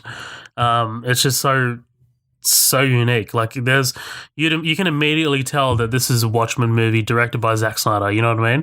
Mm-hmm. But then we cut over to Laurie getting fucked. But yeah, by Dr. Manhattan. Like so nice. Getting drilled by the Blue Man Group or something. Your thumb tastes like a battery. That's not a good thing. That's not a good thing. And I'm like, what? You've never tasted his thumb before or his finger? Yeah. Or, right, that's weird. It's like you're just now noticing that. Like you've probably like gobbled this guy's custard I don't know how many times. and you're just now starting to realize that he tastes like an Energizer battery. Oh, man. You like that one, didn't you? Oh, that's fucking fine. I think, ladies and gentlemen, I have broke our co-host, Zoheb Ali. Gobbled this guy's custard. Holy shit, man. I've never heard of that before in my life. Oh, that's fucking great. Thank you. Because you said, because you said custard starts with CU. So I was just like... that's not what I was expecting it to go, but anyway, composing myself. All right, okay. It is kind of like ridiculous, like her whole thing about you taste like a battery and blah blah blah, and we get this whole scene between them. He doesn't really know what stimulates her anymore. I don't know what stimulates you anymore. I mean, not this, and she's very pouty, and I'm like, dude, this is not the way this fucking character is in the comic book. Like, I mean, you've made her an upset. Do you think it's I think some of it's the actress. Melanie for sure. Ackerman. She was in this movie called The Heartbreak Kid with Ben Stiller, and she's very much this really kind of like whiny character. Mm-hmm. So I don't know. Like, I think a little bit of it actually might be the actress. And look, I never really blame actresses and actors, but sometimes they are responsible for the way their character comes across. Right, yeah. And I mean, and Zack Snyder as well. It's like, dude, if you're such a fan of the source material, this girl is not, this is not a girl, this is a woman. This is like, this is not just kind of like a pouty teenager, like, kind of thing, which is what it comes across as. And yeah, because basically, there's 3 of them in there, like, having sex with her. And also, obviously at the same time, he's in there working with Adrian. My work with Adrian is at a critical state. But I do like that, but my attention was fully on you. Really, dude? Because I'm pretty sure you can't say that 100%, like, what do I know? You are basically God, though. Yeah. You are fucking, you basically created all of us. I love the way she throws this thing. And it goes through his head, hits the monitor, and like it's like he reverses the time or whatever the fuck. Right, yeah, and he just like fixes the monitor. And what's nuts is as he doesn't. It's not him running from the monitor. He stands there, and another one of him comes out and goes to catch her by the arm. I don't know if you saw that, but it's basically another multiple of him, like walks straight out of him. And because as they're arguing, he's like, if there's a problem with my attitude, I'm prepared to discuss it. And literally, as they're talking, the other one at the monitor is like, I'm transporting, I'm teleporting the the reactor now. Tell your men to stand back. Like he's literally having all these conversations at once. But I love the way the scene wraps up. He's like, you're my only connection to, the world anymore. And she's like, I don't want that responsibility anymore. And like literally as that happens, like I think it's kind of crazy. Like right as they break it off, he teleports the thing that will ultimately it puts all the cards in Adrian's hands now. It's kind of like as he simultaneously loses his only connection, to the world, he's giving the world the weapon that it needs to kind of fuck itself over. And I love Adrian's line. She'll be back. No, she won't. That's a good way to end that scene. I think that's great. Yeah, it is, man. We get a quick shot of him looking at this photo of his ex-girlfriend, ex-wife. No, they weren't married. Ex-girlfriend. Janie Slater. Yeah, Janie Slater. But then immediately, fucking Silk Spectre 2 goes over to Dan's place. Right. Hey, and I need some dick. I think it eventually I think it eventually like evolves into that. But I mean it kind of starts off with I love what she says, I don't have anywhere to go. Her mom lives somewhere else and she's been in a military base for God knows how long. And she's obviously younger than all of the rest of the Watchmen, by probably a good decade, because I think she's 16 or 17 when she starts, like, when she meets Manhattan and stuff like that. And all the rest of them, are probably in their 30s at the time. But, yeah, I love when she shows up and he's fiddling around with the lock. He's like, sorry, I had to get a new lock on the door because, Rorschach kicked the first one in. Yeah. Yeah. But yeah, while basically. They're talking, oh, go ahead. I was just going to say, while they're talking, I love seeing what's his name get dressed. Like it's cool, like the way he puts on the clothes. Oh, Manhattan, yeah, I love that. Yeah, just like teleporting it around him, and I think he's still holding the picture, isn't he? He's just like letting everything else wrap around him. I'm like, wow, that's fucking cool. Yeah, man. It's fucking cool, and the music just kind of swells and things like that. But basically, he's got an interview. Right, yeah, he's going on live television. Yeah, that's right. And he teleports into the studio. And there's just like one of the producers, Dr. Manhattan, arrives and no one thinks to tell me. Yeah, and he literally instantly just came. Yeah. But the blue's too bright for TV. And he can like edit his kind of like his brightness, right? Like he says what Zack Snyder says in the editing room of the DCEU. I think is that dark enough? Right. Oh my god. Because those movies are fucking dull. But yeah. I like that. I like, he just drops it down, right then, and we see Lori and Dan going out, and they kind of go down that alley. They pass by Rorschach, and then I think they're called the Knot Tops. I think that's the name of this gang. Well, they're in this book that I've got with me here. Yeah, they're called the Knot Tops. God, they look fucking stupid, man. Like, oh my god, they look like shit.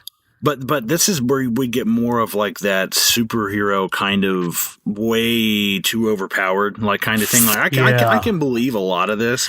Did you notice one guy? Did you notice one guy has the Kroll Glaive logo on his shirt from Kroll? No, he's got it. Have a look. It's he's got like the logo. But yeah, man, it is a bit. We'll talk about this fight scene first because they're kind of like intercut, but it's kind of like a bit over the top, right? Like you see their bones just kind of fucking breaking and shit like that. Look, the fight scene looks fucking awesome, but it doesn't make any sense. Like these guys are just humans. Sure, they can fight, but goddamn. Right, like I like seeing them like break arms and break legs, which is totally doable. But the whole like kicking people in the feet and they flip like upside down and shit, like I mean just crazy stuff. And the way they really whip like around when they do stuff, and it's I almost feel like they speed up the camera just like a hair because it feels so fast, like when they're hitting people and stuff. And it's great. I especially love. I especially love like as they're fighting and they're that guy. I think Silk Spectre gets a knife and stabs one guy, uses him as a human shield, and then comes and stabs the other guy in the neck. I was like, "Fuck, man! Like, God, that's crazy." I mean, obviously the knife is like pulled on her, but like you said, all of this is kind of intercut with Dr. Manhattan's interview, which is more of an ambush. Right, yeah. Eventually, it kind of just becomes this totally different thing. I think Doug something is his reporter's name. He pops up quite a bit in this movie. He's the one kind of interviewing Veidt when we first meet him. But they ask him a couple of questions. They're talking about, our doomsday clock is moving closer to midnight. Do you think that's important? I think that showing someone an illustration of a clock would be like showing a photograph of oxygen to a drowning man. It's like, what the fuck? Like, you kind of have to wrap your head around that at first. It's like, that doesn't really help me out at all. Like, it basically is what he's saying. And I do like that. He's like, it's irrelevant. Why would you have, if you're that close to it, stop talking about the photograph and start trying to get what is inside the photograph. Like, I think that's kind of an interesting way to say it. But yeah, they spring all this shit on him, talking about how his, I think Wally Weaver. Just quickly, one of the reporters said that because they talk about Wally Weaver, they talk about Moloch, who now has cancer, because they link cancer to contact with Manhattan, right? So one of the reporters says, Dr. Manhattan had battles with Moloch in the 60s. How do you have battles with this guy? Right. What did Moloch? I mean, Moloch kind of reminds me of like Mysterio from Spider-Man. Yeah. I'm like, what are you gonna do? Like throw like Gambit style cards at him? Like, what the fuck is your superpower, man? This guy can, and not to mention, this guy can fucking teleport you to your mum's anus in the blink of an eye. Like, you know what I mean? And he sees the future coming. I'm like, dude. I mean, I think that Moloch, I think, is more so from the Minutemen. I don't think that he really did a whole lot of stuff against like Watchmen, which is weird because I mean they show him being apprehended by the comedian, but he has to have had contact with him because he's got cancer, right? I guess that maybe when he was older, and I mean, I don't know, but it seems like you're saying, like, why would he even try to fight Manhattan? Like, that's fucking stupid. So I guess the only thing I can think is that Moloch probably tried to win over a couple things on him as he got older, and then realized, dude, I gotta stop. Like, I'm never gonna beat these people. I fucking give up, man. Yeah, dude. I mean, we've got Blue Man Group over here, and I can't do shit, man. Like.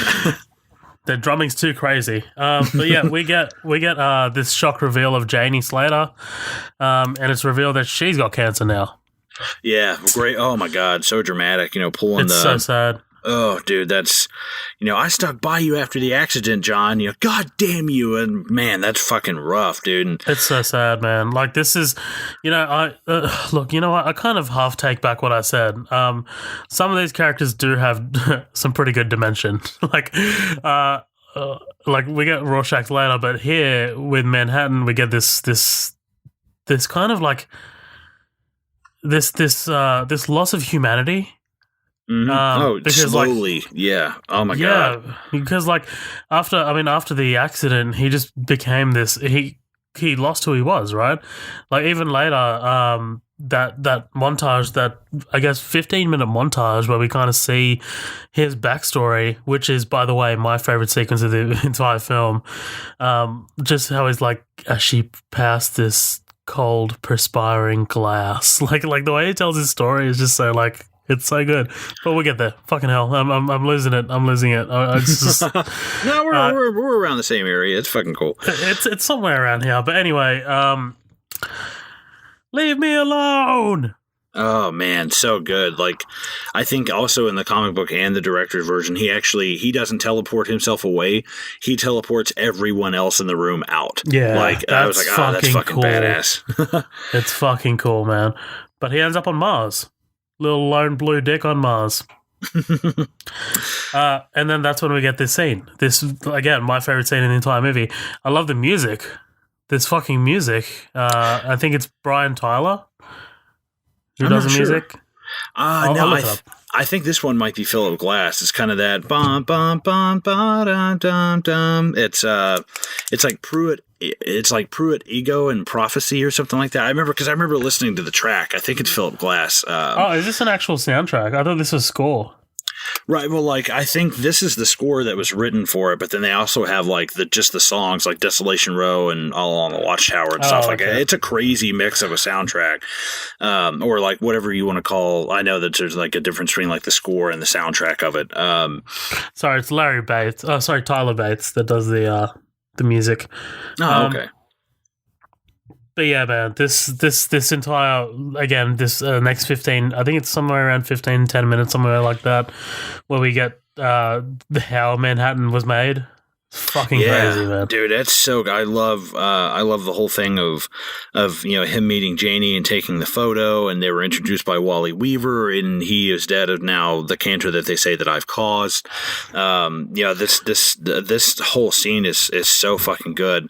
Not to mention like a tangent. Like it's kind of like a tangent. Like it's not entirely super important to the plot, but I fucking appreciate that it's in the story anyway.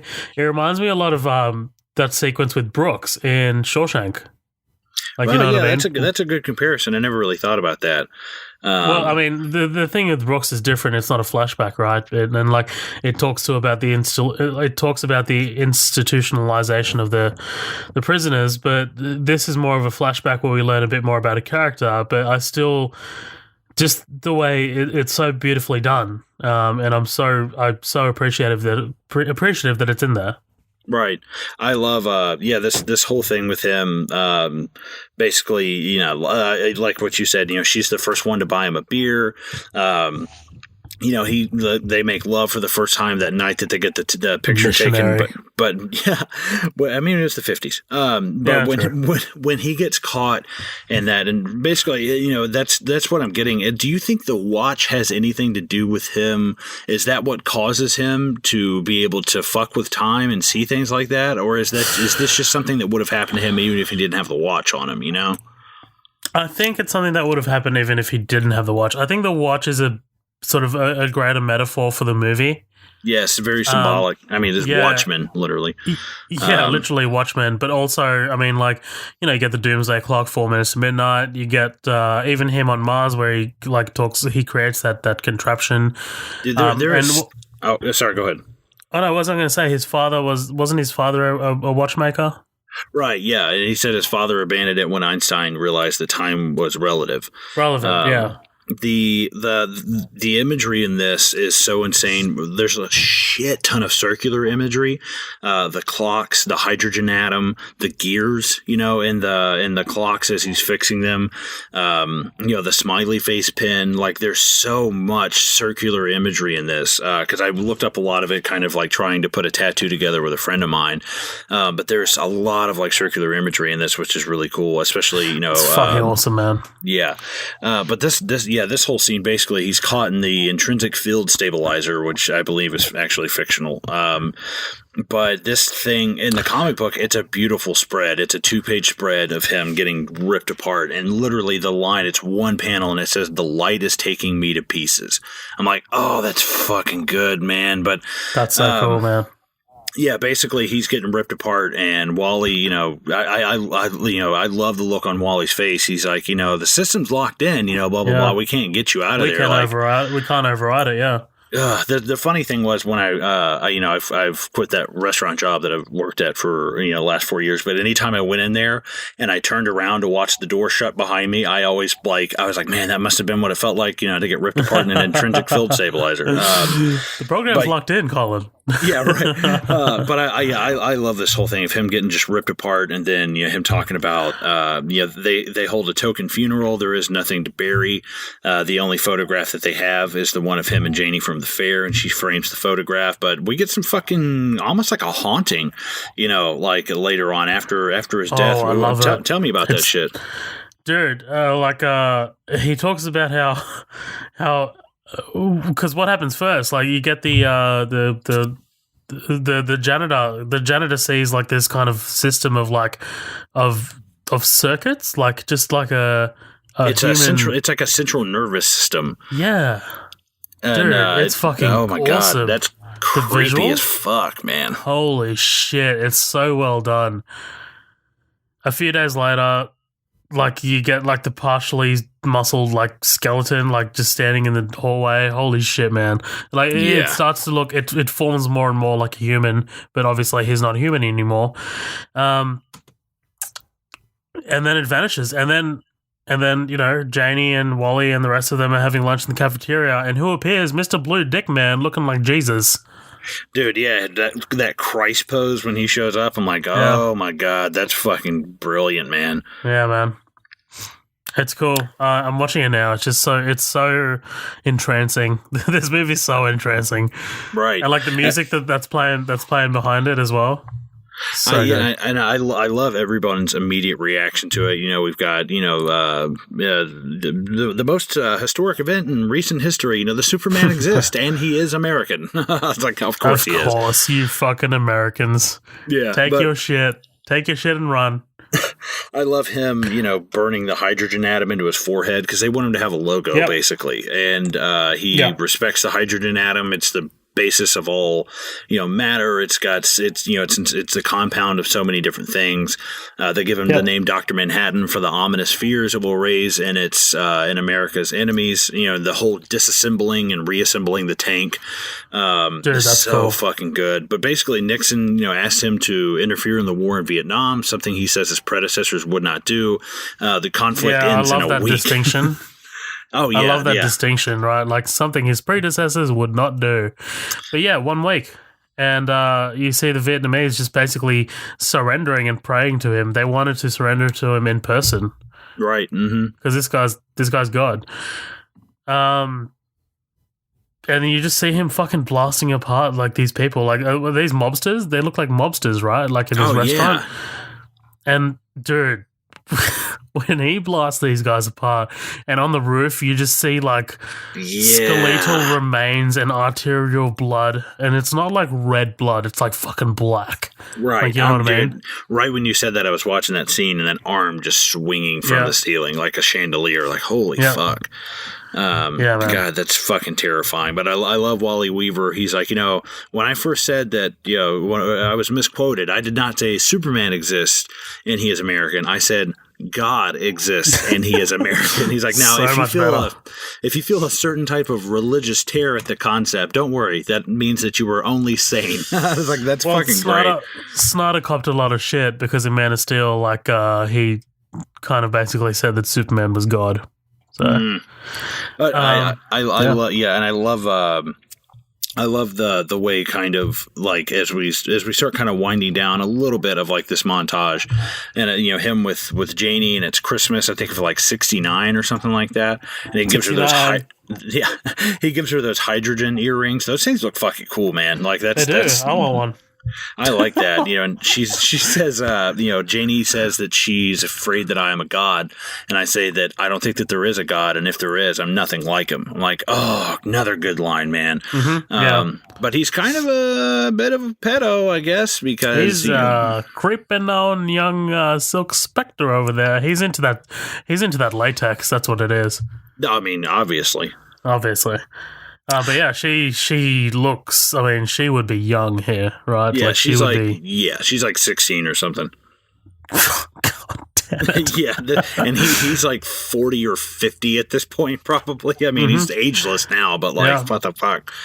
Yeah, you see Janie losing his shit, right? She's packing. She throws the earrings at him. Oh, dude, this line, I can't go over it, because he's experiencing all of this simultaneously. He remembers meeting her. He remembers, as I stand there lying to her, it is 1969. I'm in a group full of costume people. Like, he's seeing all of this simultaneously, and she throws the earrings, and it's just the way his voice sounds is so good, I'm trying to remember, it's like, what the fuck is a line? God damn it. Cause it's such a good line. As he's talking about, just tired of, I am tired of Earth.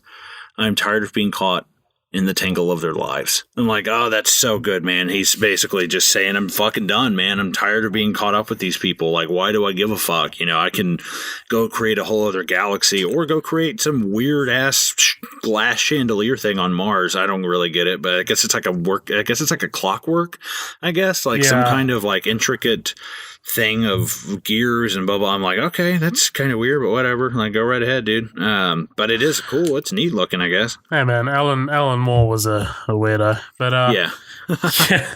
By the way, we didn't even talk about how he didn't like this movie. He hates this movie. Outright hates it. Oh yeah, he fucking hates all of his movies, though, man. Yeah, it's like, dude, I get it. But I mean, come on, V for Vendetta and this are absolutely incredible. Yeah, they're both really good, man. And but I will say he won't put his name on any of them, and he will not accept any of the money from any of them either. So I'm like, he's a man of his word. I'll give him that. He doesn't want anything to do with it. He won't have anything to do with it. Like, not only I don't want my name on it, and I'm not getting a paycheck. I'm like, I respect that, dude. I respect the fuck out of that. Like, you don't like it, and you're not going to profit from something that you don't like. Like, more power to you, I man. do respect that, yeah. Before we cut to Tricky Dick in the war room, what say you want to take a break? Yeah, perfect, dude. I was going to say the same thing. That sounds great. Fucking awesome. All right, guys, we'll be right back. We're just going to go take a piss, do the usual, and we'll be back.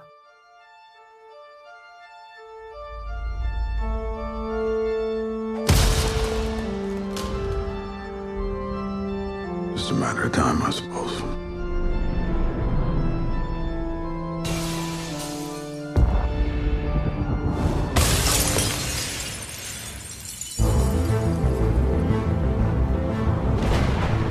Watchmen. One of us died tonight. Somebody knows why. Somebody knows. I heard he'd been working for the government. Maybe it was a political killing. Maybe someone's picking off costumed heroes.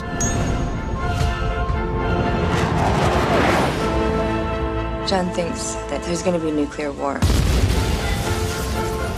What if that's why someone wants us out of the way? So we can't do anything to stop it. An attack on one is an attack on all of us. Watchmen are over. What do you suggest we do about it? Retribution. We can save this world.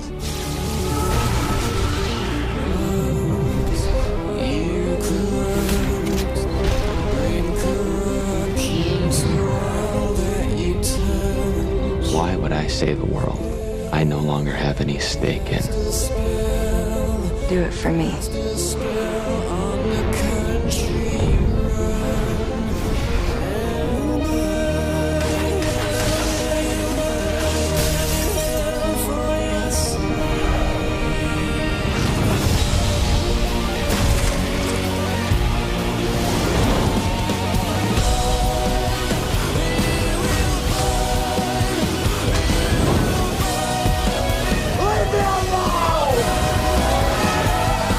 the world will look up and shout, "Save us."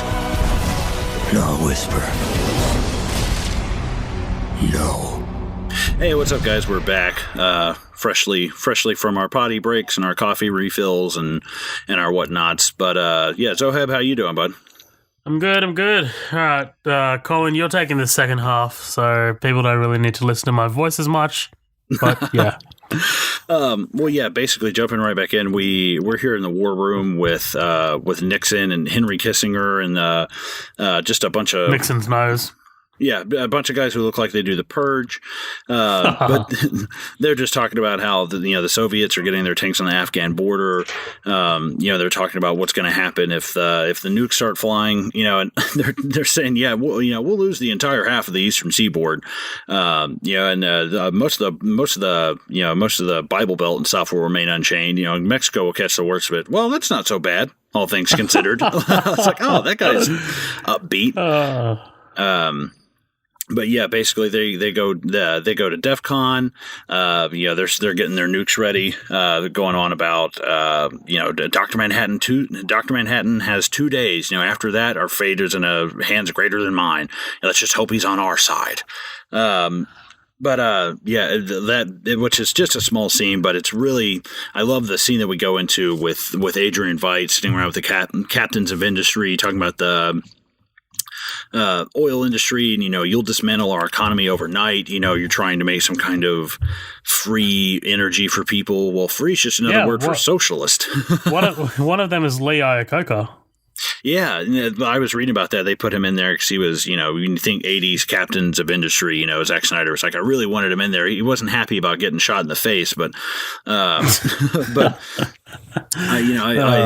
I love, I love Veidt right here. I don't like so much of like the exposition of him just telling them everything that's happened to him in his life. But we can't spend as much time, we can't give everybody their own 15 or 20 minute, little backstory and stuff. But he just goes on about how, I truly respect what all of you have done as captains of industry, really. He's like, but you want to know my past? Both my parents, died when I was 17, leaving me alone. The only person that I really felt any connection to died like 300 years before the birth of Christ is Alexander the Great, or Alexander of Macedonia, whichever way you want to look at it. But he just basically. I got a question, right? Yeah. Sorry to interrupt, Colin. So like sometimes I have these like little sort of bursts of like wondering. In like practically in a movie, right? Like how Veidt just basically walks off as he starts talking. Like, what if someone just said, "Why are we walking and talking? Why can't we just talk there? Like, why can't we just stand here and talk?" Because, like, when you think about like Veidt's plan here, right? Like, this guy comes out of the elevator, shoots these guys. Like, what if someone said, "Hey, let's remain in your office and talk"? Like, you know what I mean? He's like, no, we have to go outside. It's my thinking room. Yeah, my assassin said, I told him that we'll meet him outside the elevators. Yeah, right. He's like, he's winging a lot on this, where to get everybody at, but yeah. But yeah, I love this whole scene with him, and he's like, the earth needs more than you've been giving it. It's worth more than that. And I love them. Well, see here. He's like, no, you see here. He's like, let's just cut it down to numbers.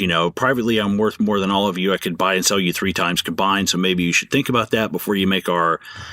What does he say? He's like, before you make our disagreement a public matter, blah, blah, blah. I love that, and basically they as soon as he starts dropping that, they're like, Mr. Veidt, maybe we got off on the wrong foot here. And she's talking to him about new villains for the Asmodeus line. Apparently all the old villains are dead. But yeah, that's when we get Roy Chest, this assassin who's been sent to kill Veidt, which, is basically Veidt sent him himself. But this, again, here we got our trademark Snyder slow-mo. But God, just her getting shot in the fucking dude. What's crazy is, in the director's cut, she gets shot in the leg, she holds her hand up, she gets shot in the hand, and it blows some of her fingers off. And it's like, fuck. Yeah. See, okay, because I just figured out that I haven't seen the director's cut ever, but I've seen that. I don't know how I've seen that. It must have been someone else's copy, but I definitely remembered her like fingers getting blown off. Mm-hmm. But that didn't happen this time around when I watched it. I was like, why is that? Well, there's so many. It's like the Blade Runner. There's so many fucking cuts that it's like, oh my god, there's just so much. It's hard to remember each one of them. But yeah, basically, I love that. Yeah, then that's straight out of the comic too. Is him grabbing that kind of metallic. I guess I don't know what that is. That he grabbed. Yeah, just this big pole and fucking uppercuts his ass. And apparently, Roy Chess bites down on a cyanide tablet, quote unquote. Which we learn later is just basically him forcing that into his mouth. Give me a name! Oh, God, yeah. And then it does look kind of weird. You're kind of like, why has he got his, if he's trying to get it out of his mouth, why is he covering his mouth? It's kind of, you're kind of looking at it kind of weird right away. But basically the guy bites down on the cyanide capsule, and that's the end of him. And we move into this scene with Silk Spectre and Night Owl talking about, it's not safe here. Someone's trying to kill us all now. And I love the scene outside of it. He's like, well, why don't you come stay with me? That way I wouldn't have to worry about you anymore. It's like, I know what you're fucking doing, dude. Like, he pulled the trigger. I think I think he really does genuinely. He's like, no, I want you nearby. I'm not really trying to get laid, but if it happens, I'm not going to be upset about it. But she's rocking this like Kim Basinger 1989 Batman look, like the glasses and the hat and stuff. Like, but they walk right past Rorschach, and that I think it does a really great job in this movie. You see Rorschach a couple of times, but like when it was first revealed to me, like who he was, I was like, oh, okay. That actually I really didn't see that coming. Like we see him a couple of times, but like I didn't really expect him to be Rorschach when they unveil him like later on in the next scene. But he talks about, did an affair, did Silk Spectre break Manhattan's heart? Does he even have a heart left to break? He's always asking himself really good questions. That's one thing I do like about Rorschach. He's always questioning things. And he is a good detective, even though he's rough around the edges and doesn't have the bat computer and all the gadgets. Like he's still a good detective. He's got he's a little rough around the edges, just punching through glass and breaking into doors and shit. But basically that leads Rorschach to go back to Moloch's to figure out what's going on. Finds out that Roy Chess worked at Pyramid. He's like, saw pay stubs here from Pyramid. Now what's going on? And that's where he finds that Moloch's dead. And the cigarette burned all the way down to the filter. That's a great, show how long he's been sitting there like cool. that. Basically, Rorschach gets ambushed, right? Like this is a setup. Yeah, he's been fucking totally set up, and I love that. No, like that's so great, man. The regret and the regret and the panic in his voice. Stupid. He knows that he should have known better. But I love that whole. He's just looking for it's like guerrilla tactic. He's just looking for anything he can to fight them off, and I love when they're out there. I hope you're ready, hero. Ready whenever you are. I'm like, oh, that's great, man. But we get this whole scene with them about to break in, them swinging the sledgehammer down, and he's ready for it and opens up the door. All those guys look so fucking surprised. Like, all of them just like... Dude, this is a terrible tag team. Oh, dude, yeah. Like, all these guys, like, nobody fucking put a lick in him at all. Like, come on, dude. Like, one guy, like, the guy that actually starts shooting at Rorschach literally has to turn his safety off. What? Yeah. Like... You're about to apprehend this masked vigilante, but your safety was on? Right, yeah, you're not locked and cocked and ready to go. Like, I get it, you don't want to blow anybody's head off, but like, come on, dude. Like, I mean, you're literally about to bust down the door. I think you can turn the safety off now, bro. Be a little proactive here, man. Yeah, it's like his first day on the SWAT. He's like, all right, come on, Jimmy, you can do this. He goes to pull the trigger first, and we don't see it. He's like, oh, fuck, hold on. Click. Click. Dude, Rorschach is pretty good with his hands, though, like fighting-wise. Dude, yeah, this is one of the better choreographed scenes in the movie because, I mean, it gets down to the point, he jumps out that window, it gets on his feet, and he's fighting on his feet and knocking them the fuck out, and eventually gets on the ground, and he's fighting from the ground. He's, like, smashing their feet in with the batons and stuff. I mean, the guy is just hard to – you see how many of them it takes to, like, hold him down and get him, to submit. And I think that's fucking great, but they end up – I love they wrap him up. It's like, Christ, this guy stinks.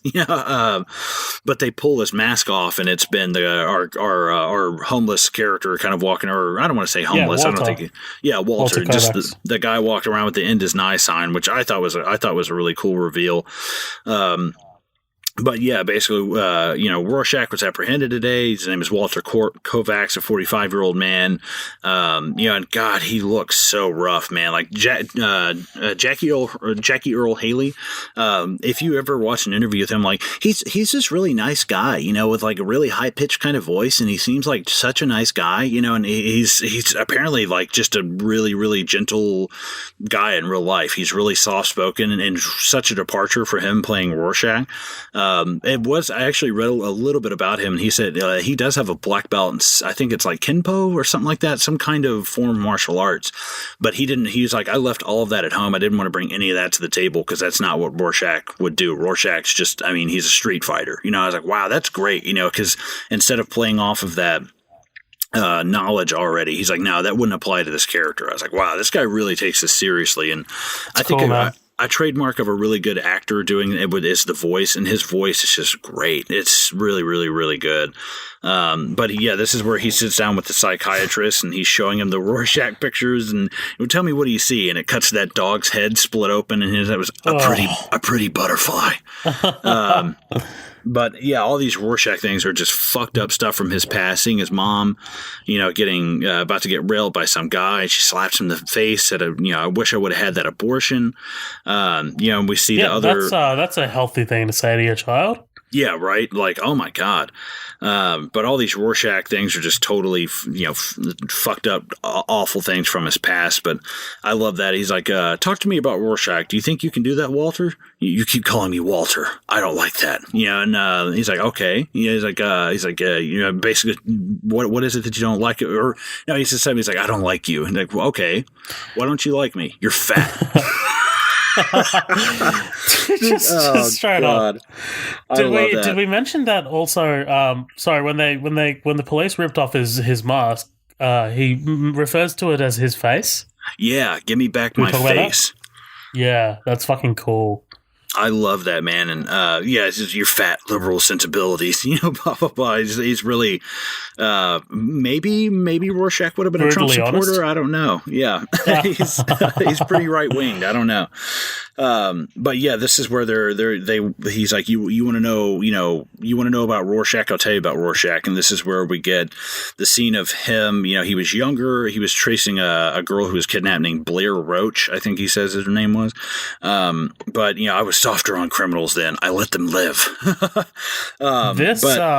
This scene might be the most affecting scene for me, especially as a 16-year-old watching this for the first time, man. I was like, wow, we can do this in movies. Yeah, man, I love that. I love the whole thing of, the guy comes in and checks behind the shower, and it's like a pots and pans robot, like a decoy, and he throws the dog in through the windows. But that's so great before that though, we get the girl's clothes in the furnace, and then we get he looks outside and he sees the dogs just fighting over a bone with the shoe on. Mm-hmm. Yeah, a leg bone with the shoe on. I assume this guy is some kind of child molester. They don't really specify, but I doubt he just grabbed her and killed her for whatever reason. No, I doubt. Yeah, there must have been more in that shit for sure. Yeah, but I love that, he's basically saying, what evidence have you got? I found that's nothing. And looks over and, points over to the dog, and the dogs have been obviously chewing on the leg. Okay, I confess. Take me in. I'm sick, man. I need help, blah, blah, blah. This guy pleading, it really oh my God, you can see Rorschach kind of starting to heave. You can feel, him picking up the cleaver, dude. The intensity is just, oh my God. I love that this guy's arrest me. He just thinks he's gonna get arrested and thrown into prison, and then probably being let out after 5 years or something like that. Right, yeah, or going to like a psychiatric hospital claiming he's insane. But I love, Rorschach putting the cleaver right into the top of his head. Men get arrested, dogs get put down. And I hate to keep referencing the director's cut, but it is like a lot more brutal with like the swinging of the cleaver into his head. It's like, oh fuck. But I loved, the vibrations rocked my arm. Warm blood splashed my face. Whatever was left of Walter Kovacs died that night. From then on out, I was Rorschach. See, Doctor, God didn't kill that little girl. Fate didn't butcher her, and destiny didn't feed her to those dogs. God saw what all of us did that night, and he didn't mind. I was like, oh, damn, dude. Like, that's fucking good. So good, man. From then on, it was. We got this cafeteria scene? Well, the way he ends it, from then on, I knew God doesn't make the world this way, we do. I'm like, whew, that's fucking brutal. But yes, this cafeteria scene with the dude, yeah, Rorschach, I hear you're kind of famous, I'm pretty famous too. I'd like to give you my autograph. It's like, oh, dude, this guy has no idea what's fucking coming. Dude, this guy, like, this scream that he does when he gets the fucking oil poured on his face. Oh, dude, he's just like a little bitch. Oh, dude, and like from working in a restaurant, I've had a couple of those burns before. Obviously, not covering me like my head and shit, and they fucking hurt, man. But dude, the agony this guy must be in, I can't even begin to imagine. I do kind of laugh because like there's no way in hell that if you pick up that basket out of there, it's going to hold that grease. That's kind of like what it's made for, to leak out of the bottom. But I just like to leak out. It's because I fried shit for like 3 years at a restaurant, and I'm like, that's not possible. And I'm like, dude, don't do that. Don't be that guy. But yeah, he fries that motherfucker. One of the coolest lines, right? Yeah. Be my guest. Be my guest. You don't. All right. I'm gonna clear my throat a little bit. Oh fuck! Now I can't stop smiling. You don't seem to understand. You're not locked in here with. Oh fuck! I fucked it you up. Fucking moron! Oh Jesus Christ! I even gave you don't the seem to floor. understand. I'm not locked in here with you. You're locked in here with me. What would have been really funny is if that's the way it happened, and he's fucked it up the first time. Wait, hold on. Hold on. He kind of shakes it off real quick. He's like, okay. Yeah. But then we come back to the boring shit. Yeah, basically, right? Yeah. This whole thing with Silk Spectre and Night Owl, and she's downstairs playing with Archie. I call it boring, but it's fine. It's okay. Yeah, I mean, it's just it feels like a bit of filler, a little bit. I get we've got to build on their relationship and stuff, but basically, they start going over his equipment, and she talks about why he became Night Owl, and his dad was an investment banker, but he was more into mythology and birds and stuff, and she lets him try on the night vision goggles, and I love what he says. Even when it got the darkest, I always knew I could see. And that blah blah blah. I like that a lot, but she kind of ruins the emotion of the moment, with, I bet you this is how John sees everything. I'm like, no, probably not. I mean, I couldn't even imagine how that guy sees everything, but I doubt it's in fucking green night vision. I always hated that line. I don't know why. I'm like, I get it. We're trying to like move off of them and onto John and make things kind of awkward here. But I always hated that line. Like, he doesn't see shit like that. Like, he's got some crazy ass like predator heat seeking vision or something. Like, I always like, God damn it. Like, I hate that line. But basically, yeah, they go back upstairs because it kind of discourages Dan, and she says, John notices a lot of things, but John doesn't see me. And unfortunately, though, I guess Night Owl, it's been a while. He's having some erectile dysfunction issues. But if you do look on his desk way in the background, there's a copy of Watchmen on his desk. I was like, oh, like I had to like, I mean, really? Shit, that's cool. I had to IMDb that shit. I didn't see that myself. But yeah, basically they try their hand at banging a little bit, but unfortunately it doesn't work. But yeah, I love the way he ends the scene. He's like, oh hell, and he's like, it's just been a minute, But just kind of a quick scene with them. Then we move over to Rorschach in prison, and this I can't remember this guy. All I can think about is this. His name is Big Figure. Big Figure, but honestly, all I think about him is Mickey from Seinfeld. He's like one of Kramer's friends in Seinfeld. That's all I can see him as. I can't remember. Oh my God, he's a great character on that show.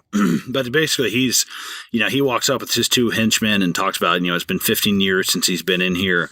There's over 50 guys in here that you put away, and I've talked to all of them, and they can't wait to get a piece of you. Blah blah blah. And I love that.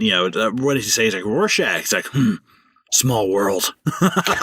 I like this place is about to explode. Oh, dude, yeah, he's a good actor. He's been in a lot of stuff. But yeah, basically, they're talking about what does he say? He's like when this place explodes, they're gonna tear you apart. What does he say? He's like, tall order.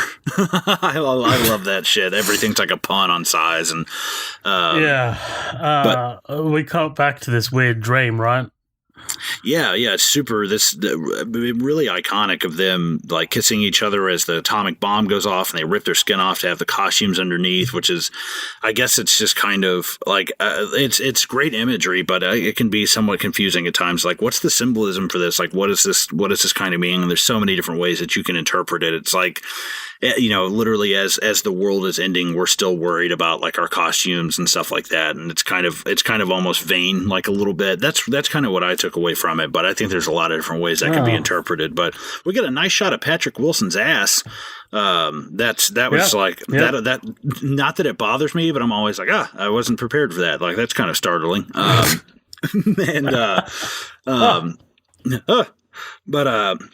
Yeah, basically he goes on, I'm tired of being afraid of this war, afraid of this damn suit. And they decide to go back out, on patrol, just to kind of, fuck it, man, why not? The world could end. Well, who gives a shit, And she says, I'm used to going out at 3:00 in the morning and doing something stupid. But God, her walk down the steps, dude. I mean, when they come back out and they're in full get up, it's like, dude, I mean, she's Malin Ackerman, she might not be the best actress in the world. I think she's absolutely gorgeous. And I like, there's just something, I think she's like Swedish or something about Swedish chicks, man. They don't like, there's not one unattractive Swedish woman ever. Nope.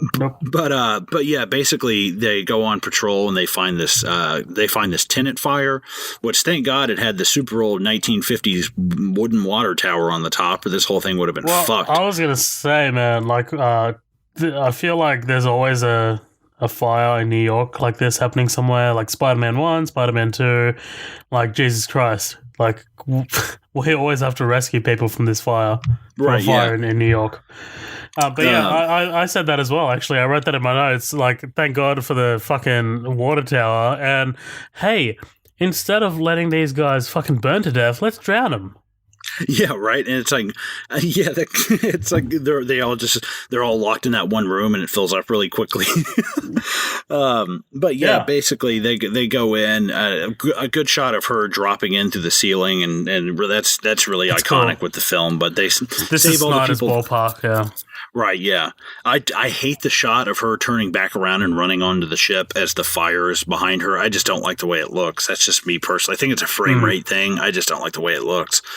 But yeah, basically they save everybody, drop them all off. The director's cut has a really funny part where the girl's like, "Mom, is that man Jesus?" She's like, "No." It's a pretty funny line, but then we get probably one of the most awkward scenes of the movie. Hallelujah. Oh, hold on.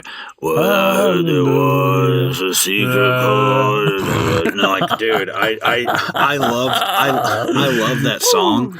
I love Jeff Buckley's version of it. That's the one that's kind of become a little bit more infamous. I think it's the more modern one. I think Jeff Buckley's is the definitive one. But God, Leonard Cohen has a voice like he's gargling raw coffee. Like, I don't fucking get his voice, man. It's terrible. And custard?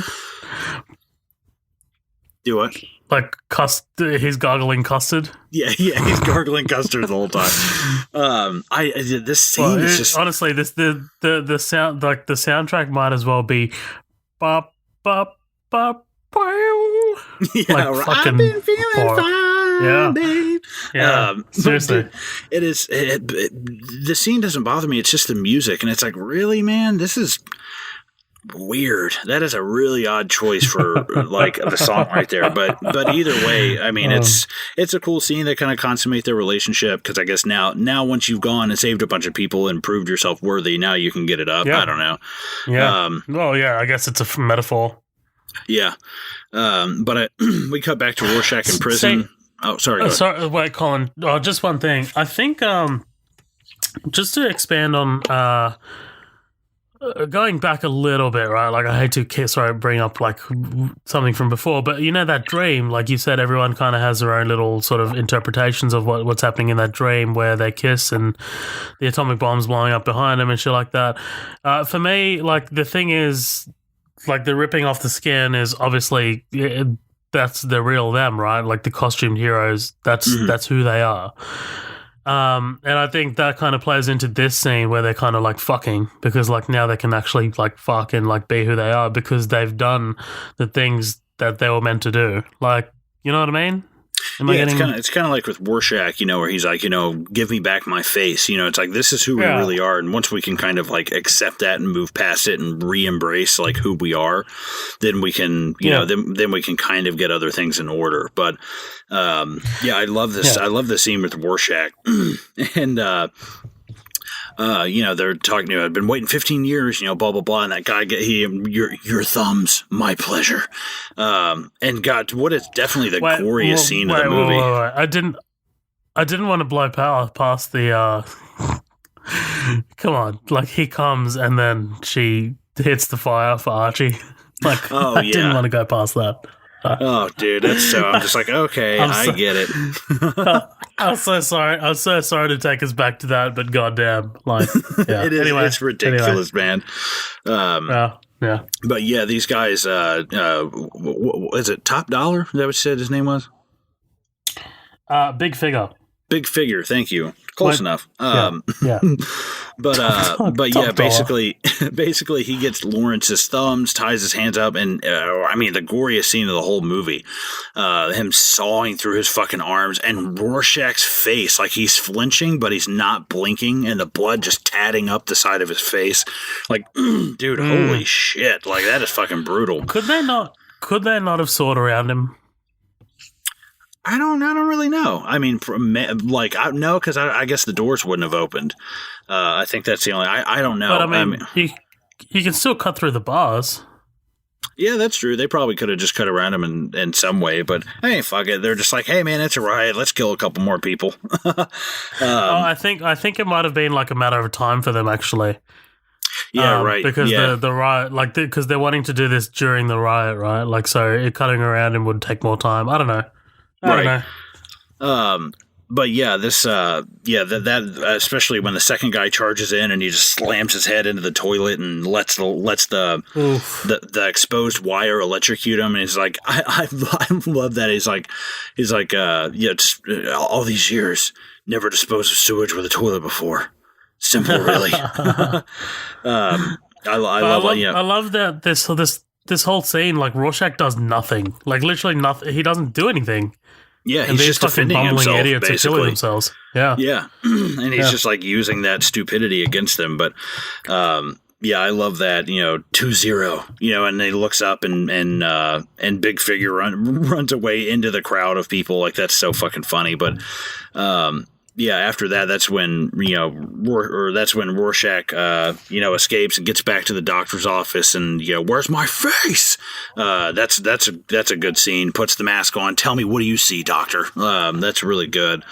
But basically, Silk Spectre and Night Owl say they have a fraternal kind of a commitment to Rorschach to break him out, because they know that there's no way that Rorschach murdered him. Rorschach is a lot of things, but he's not gonna murder somebody for no good reason. There's no reason for him to murder Moloch, and they know that. And then they say something's going on, something's been set up.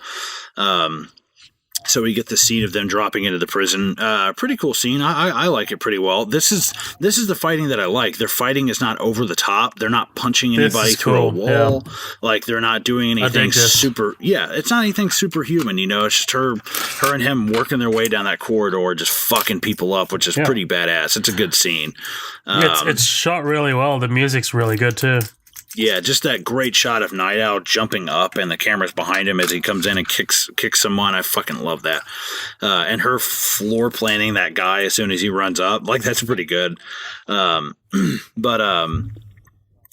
yeah, like as they finally get their way towards the end of the hallway, they see Rorschach, who is actually chasing Big Figure into the bathroom. And I love that, like, Rorschach, he's like, must use restroom. They're like, and the look on their faces, they're just like, what the fuck, dude? Like, like he doesn't what say, what the fuck is happening right now? Yeah, he doesn't say thank you or anything, or hey, thanks for getting me, guys. Blah blah blah. I love that. And just the how ominous it is. Swinging door. Yes. Yeah. Oh, it's so good, man. And, just the bloody water coming out afterwards. Like, I assume he just crushed this little guy into a toilet as much as he could and just flushed it. Yeah, I know. I always imagined that he flushed him, like, seriously, because, like, he flushed the toilet. So I was like, surely he fucking jammed this guy down the U-bend for sure. Right, yeah. But they go back to the owl cave, if we want to call it that. And there's Manhattan. Don't call it that. Yeah, don't call it that. But there's Manhattan waiting for Silk Spectre, and John, I thought you were on Mars. I am still there. We're about to have a conversation, and she just knows, like, I can't even fight this. Like, I'm gonna have to go. But wait, like, we don't. It's just funny because, like, Manhattan's there, and fucking Patrick Wilson's like about to hook up with Spectre. Oh hey. Yeah. And when he sees him, sorry, God, I just. Yeah, like when he sees him, he's kind of startled. God, I fired a rocket into your fucking missus over here. Yeah, I fucking love that. He kind of looks over and he's like, "Oh fuck," like, Rorschach, back me up, dude. But this is a really good scene between them. Obviously he takes Silk Spectre to Mars. We're still left here with Night Owl and Rorschach. We need to squeeze underworld contacts. Blah blah blah. You've forgotten how we've done things. You've gotten soft, especially with women, and I've heard enough of that. Who the hell do you think you are, Rorschach? You make a living off of treating people like shit, and then no one says anything because they all think you're fucking crazy. I love that. That's so, because no one's ever. It doesn't seem like anyone's ever looked at Rorschach before who's that close to him and been like, dude, what the fuck you? It's like they're all terrified of him. But Rorschach respects him for it. Dan, I know I can be difficult at times, but you are a good friend. And that's great. That's one of the few scenes with Rorschach that you really feel kind of just like, oh, yeah. It's like that's nice. That's right. Yeah, I like that humanity behind him. But yeah, and I love Night Owl. You're right. Let's do it your way. And they take off again into the night and start looking around, start squeezing some underworld contacts. The shot of Archie, his ship coming up out of the water. Oh, that's great, man. I love the way that looks. That was a trailer shot, I'm pretty sure. Fuck yeah. But basically they go to a dive bar and looking around for some kind of clues, and walk in. Is like, has anyone here ever heard of Pyramid Transnational? And everybody looks at that one guy and moves away from him. Looks at him. Well, thanks, guys. Thanks for backing me up. Yeah, he's like, I buy all you guys around, and this is what you do to me. But dude, Rorschach fucking crushing that glass in his hand and just keeps breaking it in and keeps breaking it in. Like, god damn. But I mean, Jesus, this is where we do get kind of like a dump of information, though, and it is a good chunk of information that we need to figure out, basically about of what is going on at Pyramid. Roy Chess, he was on Pyramid payroll. He tried to kill Adrian Veidt. Did you know him? Obviously he says no. He squeezes that hand down. All right, yeah, I hired him. We both work at Pyramid. It's part of the plan there to hire ex-cons. Miss Slater says it's part of their program. They're like, Jenny Slater? Yeah, she's a real nice lady, blah, blah, blah. And she works at Pyramid Transnational as well, which is kind of a revelation, which is like, okay, now we're seeing all of this stuff kind of come together. Like, how are these all connected? Yeah, all now, the puzzles, all the pieces of the puzzles are coming together. Right, yeah, I fucking love that. But I can't remember if this is in the theatrical cut or not. I think they actually might cut it out. Yeah, I don't want to go past this. This does get left out with the death of Hollis Mason. Basically, Hollis Mason is beaten to death by these knot tots, that we've talked about earlier. And there's that one sitting in the bar. And I love as Patrick Wilson is coming up to him. He's like, "Oh man, well, I knew you were going to profile me. A lot of people wear this style." And dude, he kicks him fucking out of the chair and just starts wailing on him in the fucking teeth. And I love the who killed Hollis Mason? Patrick Wilson has a great delivery there because he's not really intense like that ever. We don't really see him scream. We don't really see him like get angry like that. I think I've seen the director's cut once because I do remember that. Like it wasn't in this cut, but I do remember seeing that. So yeah, it's definitely familiar. I love that because as he's fucking wailing on him, I will kill this whole city and wring you by your goddamn neck. And Rorschach, it's Daniel, not in front of the civilians. It's like, oh god, dude. Like, it's funny to see Rorschach finally being like, easy, dude. Like, calm down. Everybody, calm down. Django. Yes. But we cut back to Mars with Laurie and Dr. Manhattan, which is, these scenes go on forever. Sometimes it feels like. Good lord. It's good. Like I like that we cut back and forth between it, but she's basically trying to convince Dr. Manhattan to give a shit about anybody. He says we're going to have a conversation. In it, you try to stop me to ask, or you asked me to try and stop the imminent nuclear war, but why would I save a world that I no longer have a stake in? Would you? Then she says, would you do it for me? If you really care. When you left me, I left Earth. Does that not show you that I care? Like, there's some good dialogue between the two of them. Especially, my red world here now means more to me than your blue one. Here, let me show you. And we basically get the tour of Mars via, Dr. Manhattan.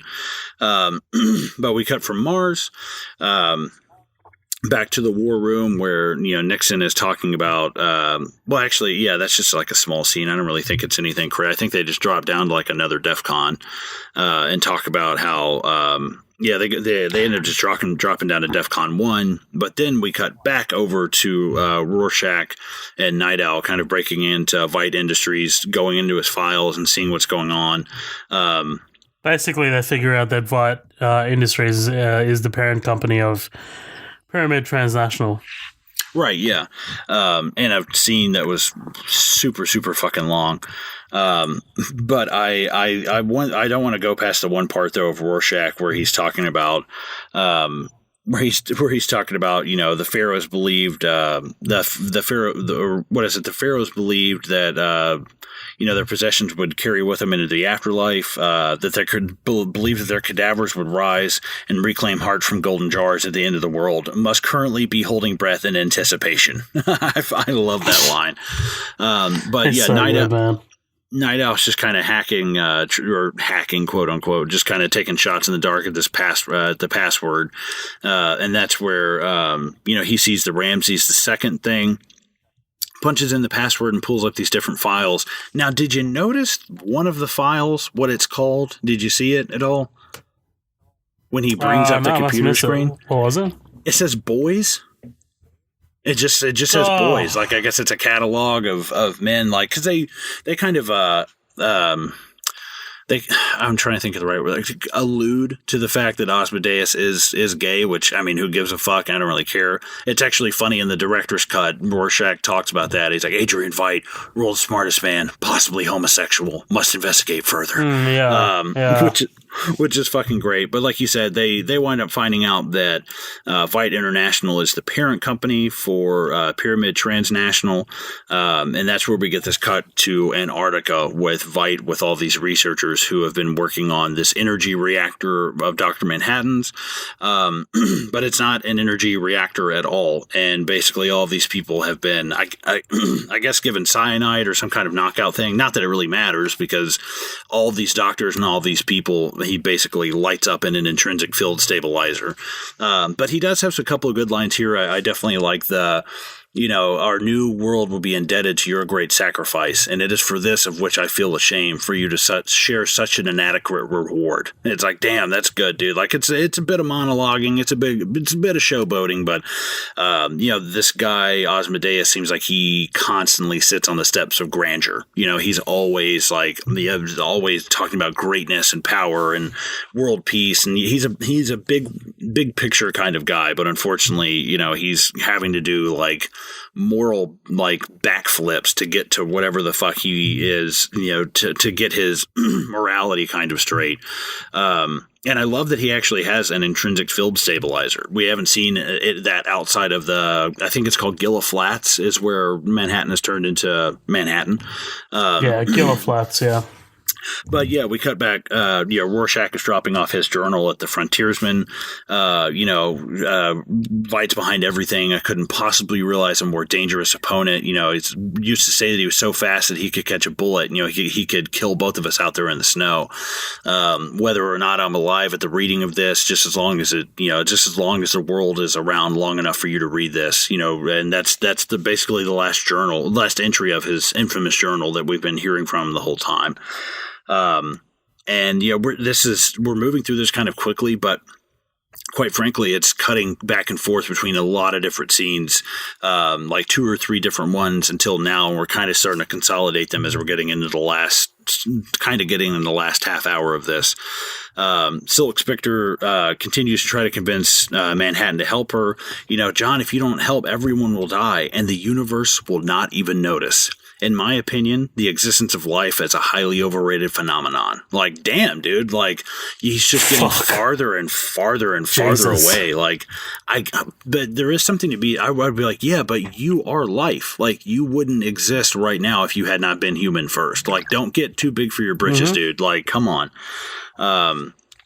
But he's got a good point. He's like, Mars gets along just fine without a single microorganism. How would this place be better with an oil pipeline or a shopping mall? I love that. Just kind of like the industrialization of a planet. I think that's really great. What do you think about these scenes between the two of them on Mars, just kind of going back and forth? I think it's a bit schlocky. Yeah. I mean, it is a bit. Like you said, it does feel like filler. I think the only sort of real importance is here, right? Like where we find out that the comedian is her father. Right, yeah. She's basically asking John for a miracle, and miracles are, by their own definition, meaningless. And he's just always got a rebuttal. It's like impossible to defeat him, but she says, send me back to Earth and let me fry with Mom and Dan and all the other worthless human beings, but just know that you were wrong, that this did not end with me in tears, which he predicted earlier. I love his line, you continuously refuse to see life on you say that I don't see life on life's terms, but you continually refuse to see things from my point of view. This is where he kind of gives her the flashbang, the touch to the forehead, and we see the montage of finally her piecing everything together that Edward Blake is her father, with these great scenes between her stepdad and her mom arguing about how guy tries to rape you, and years later you let him finish the job. Were you just drunk or lonely, and blah blah blah. That guy's a real fucking asshole, by the way.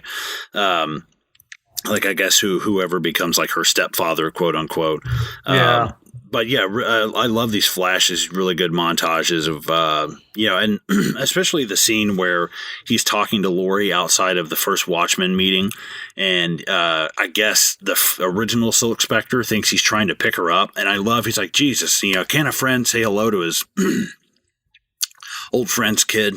And he kind of plays it off. And you're like, okay, something the fuck is going on. Because as they're driving off, in the limo, and Laurie looks back to the comedian. It's just that great. He's almost like silhouetted, and you see the puff of smoke from the cigar. I love that. That's really good. Yeah.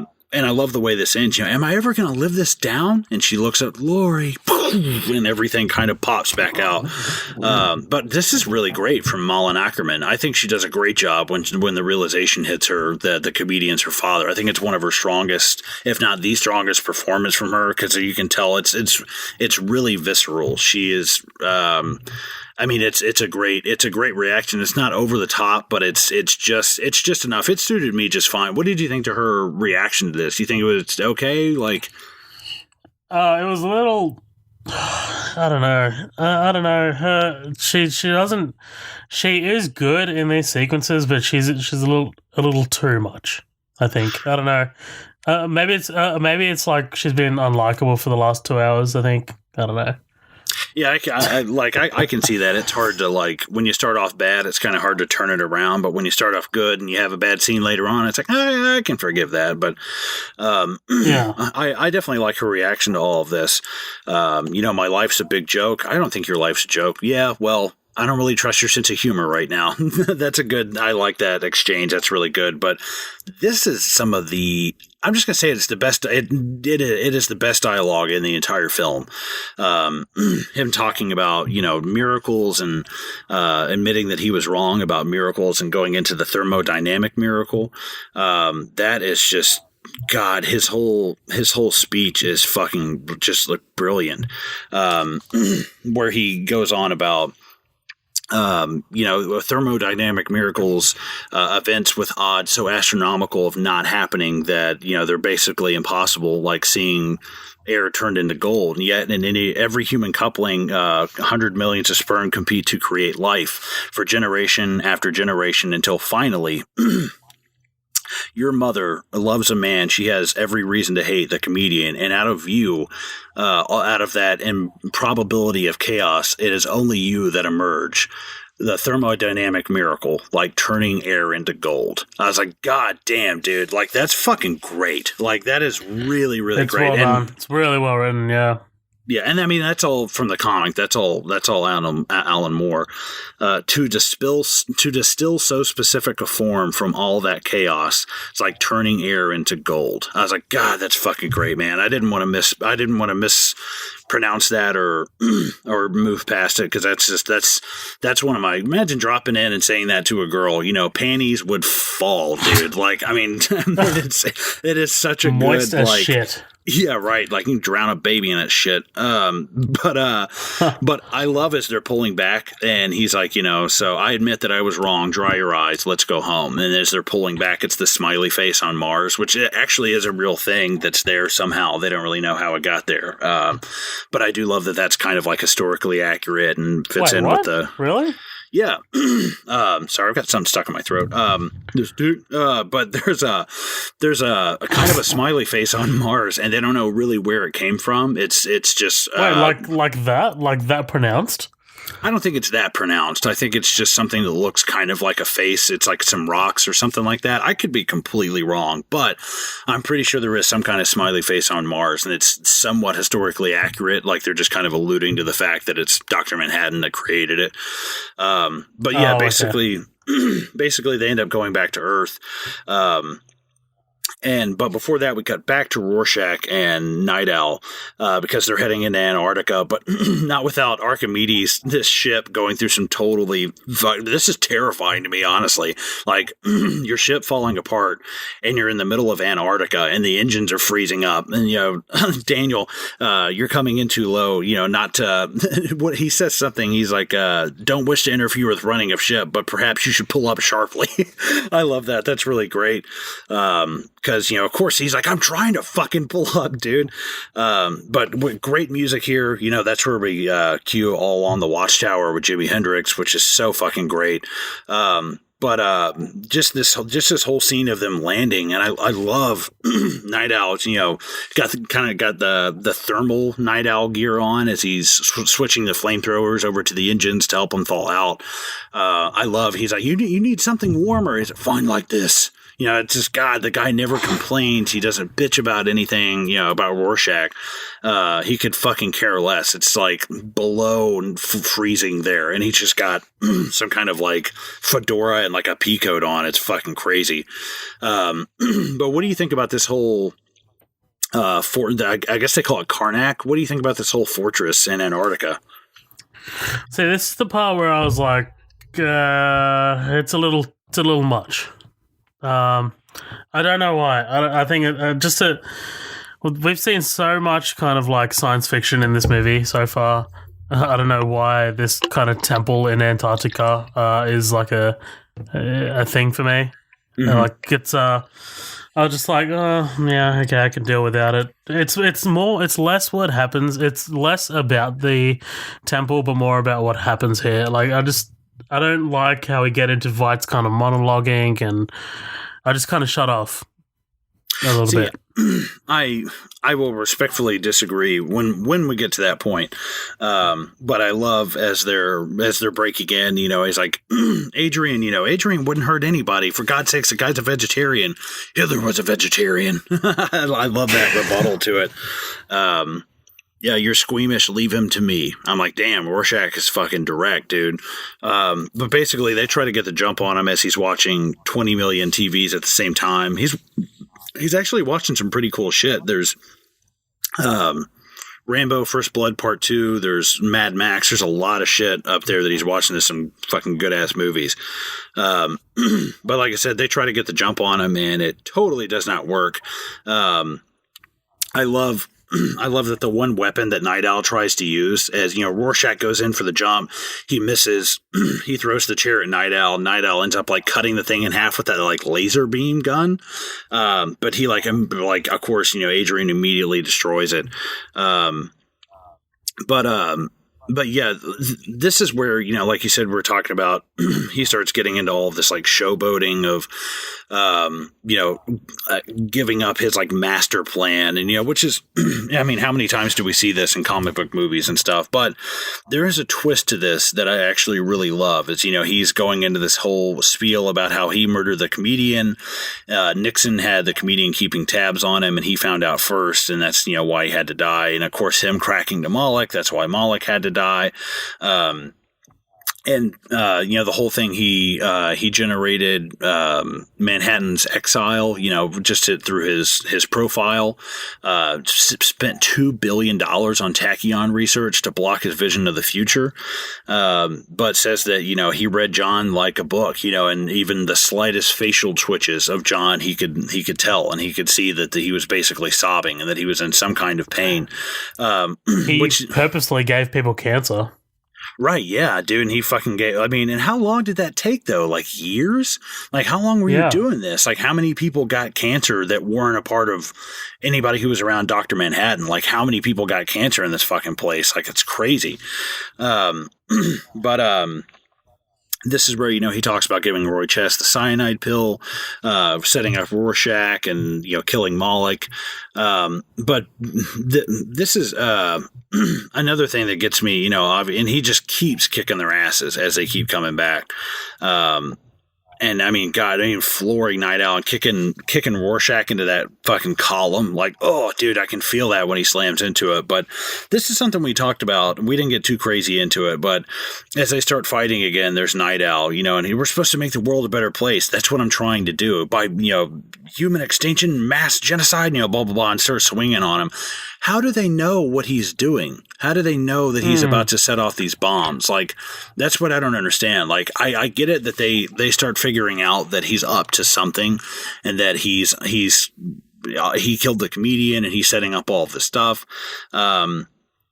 But I don't get how they know that he's got all of these reactors and he's going to be setting off all these bombs. I guess you just kind of, maybe there's something, because this is the theatrical cut, maybe there's something in the director's cut or the ultimate cut that we're just not seeing, that they've kind of figured out. But I just, it wasn't really until these viewings that I was like, wait, how do they know that? It's like, I don't want to pick it. That. I never, it didn't really occur to me to ask that question, but yeah, for sure.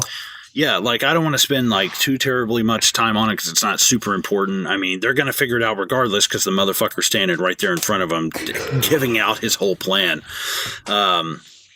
And basically he says that this is payment for flirting with World War III. You're going to kill millions, yes, to save billions.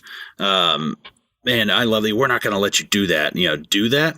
Rorschach, I'm not some comic book villain. I love that line. That's so good. Because in the comic book, he says, I'm not a Republic serial villain. Like, he's not like a...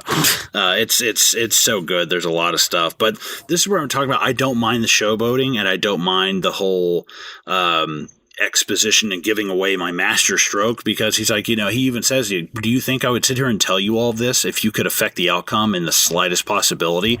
And I love they kind of pan on Rorschach and Night Owl, and then they cut back to Asmodeus, and he's like, I activated it 35 minutes ago. Like, oh, dude, as soon as you hear that, and I do like that. Yeah, I like that he wins. Yeah, basically. What is interesting, though, is when they cut to those screens and you see all the other ones have gone off except for the one in New York. Dead man. Yeah. Yeah, this is where I think the movie does a good job versus the comic book, because at the end of the comic book, for those who don't know, it's like a giant psychic squid that gets teleported into New York, and that's what explodes and kills millions of people. Really, really weird choice. I think that they did such a better job with this, with it just being a machine, and they think that they're helping make a renewable source of energy by replicating Dr. Manhattan's power.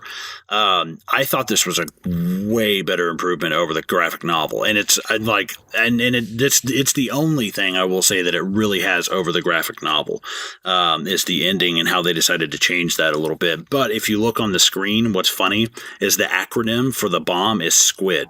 SQUID, and it's actually like it's like systematic, correlate, blah blah blah blah blah, some big word that ends up being an acronym for like squid. So they kind of pay a little homage to it, but they're not beating you over the head with it. It's because I know you've read, I know you've said you've read it before in the past, but like, what do you think of the way that this ends versus the way that the comic book ends? Like, it's a lot. It fits a lot with the tone and the style of what they've set up before. So it's definitely because I remember the squid from the end of the book, and I was just like, it's fucking weird. It's jarring. Yeah, it's silly, man. But we cut back to Nixon in the war room after the bombs go off, which I don't want to go past that bomb going off, because, I mean, oh my God, just seeing the buildings getting sucked in for like half a second and then blown all back out, like, holy shit. And awesome. See Rorschach psychiatrist caught up in the middle of it.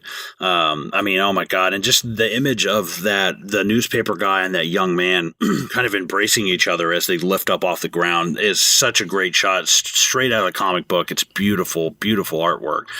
But Jesus Christ, Henry, like fucking Nixon talking to Henry Kissinger about, why don't we get a launch detection? They start talking about the energy signature is that of Dr. Manhattan's. This isn't the Soviets. And then, of course, Dr. Manhattan shows up on the scene right there with Laurie. And he's like, this is not nuclear war. I did this. You did this? Well, not me directly, but it's made to look like me. And that's where he figures out that it's Adrian, and goes to Antarctica to confront Adrian. I love that. As he's walking past, as soon as Dr. Manhattan shows up, speak of the devil. And Adrian kind of runs off, and he's like, killed the comedian, killed millions. I know, stay here. And he just keeps walking with like, fuck all of you guys. None of you guys matter. I'm here. Now I'm here, and we can resolve this. But I love, as Dr. Manhattan is walking down there and he gets in the intrinsic field stabilizer, he's like, Adrian, the tachyons were clever, but even if I couldn't see the future, I could just turn the walls to glass and find you. I'm like, dude, that is, oh man, that kind of frightens me a little bit, because it's like, fuck, man, like this guy could do it. Like, he can just turn your bones into like boiling hot tea. Like, fuck, man, like that's so terrifying. All the different ways he could just fucking find you and kill you. Yeah. Yeah. But this scares the shit out of me, man. this whole thing with, he's got the intrinsic field stabilizer, rips Dr. Manhattan apart again, and sacrifices his weird kind of lynx animal, Bubastis, which is really cool looking, actually. I would love to have that thing. That thing looks fucking wicked. The CG is just a bit shoddy on it, but yeah, it looks great. Yeah, I definitely agree. The CG is kind of meh, but Adrian emerges thinking he's victorious. Silk Spectre pulls out a gun and fires a cap in his ass, which he thoroughly catches. I love as he kicks her and just sends her straight back into the steps. That's a really good shot. I do like that. But that's kind of like that momentum that we're talking about, that impossible strength that these guys have. Superhero, yeah.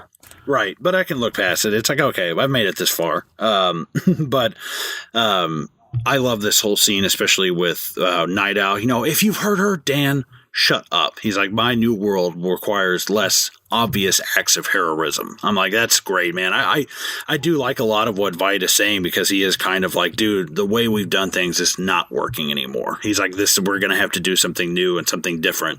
And I don't agree with what he's doing, but I agree with his position of like, dude, this is not working anymore. We've got to do something big to fix this world. I do agree with that, but I just don't agree with what he does.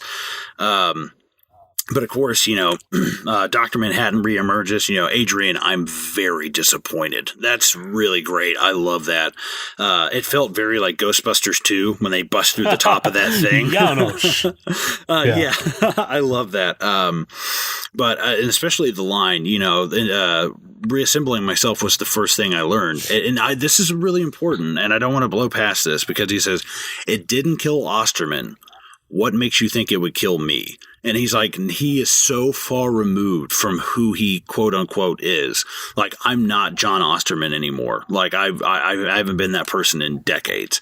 And it makes sense, because he's like, I'm not him anymore. Yeah, like, I am literally a new person. I am totally different. I love that. I love that he actually kind of makes that distinction. And I think it's something definitely worth noting, because I think it kind of gets lost in some things sometimes. But I'm like, man, I always love that part. I think that's a great response. But of course, Adrian has the pyramid black thing in his hand. What is that? Another super weapon? Yes, actually, and turns on the TVs. And there we see Nixon having his emergency, State of the Union kind of like address, and talking about that he's been in contact with the Kremlin, or the Russian premier, or the Politburo, and going on about how they've decided to, start a ceasefire, and that the whole world is basically now coming together.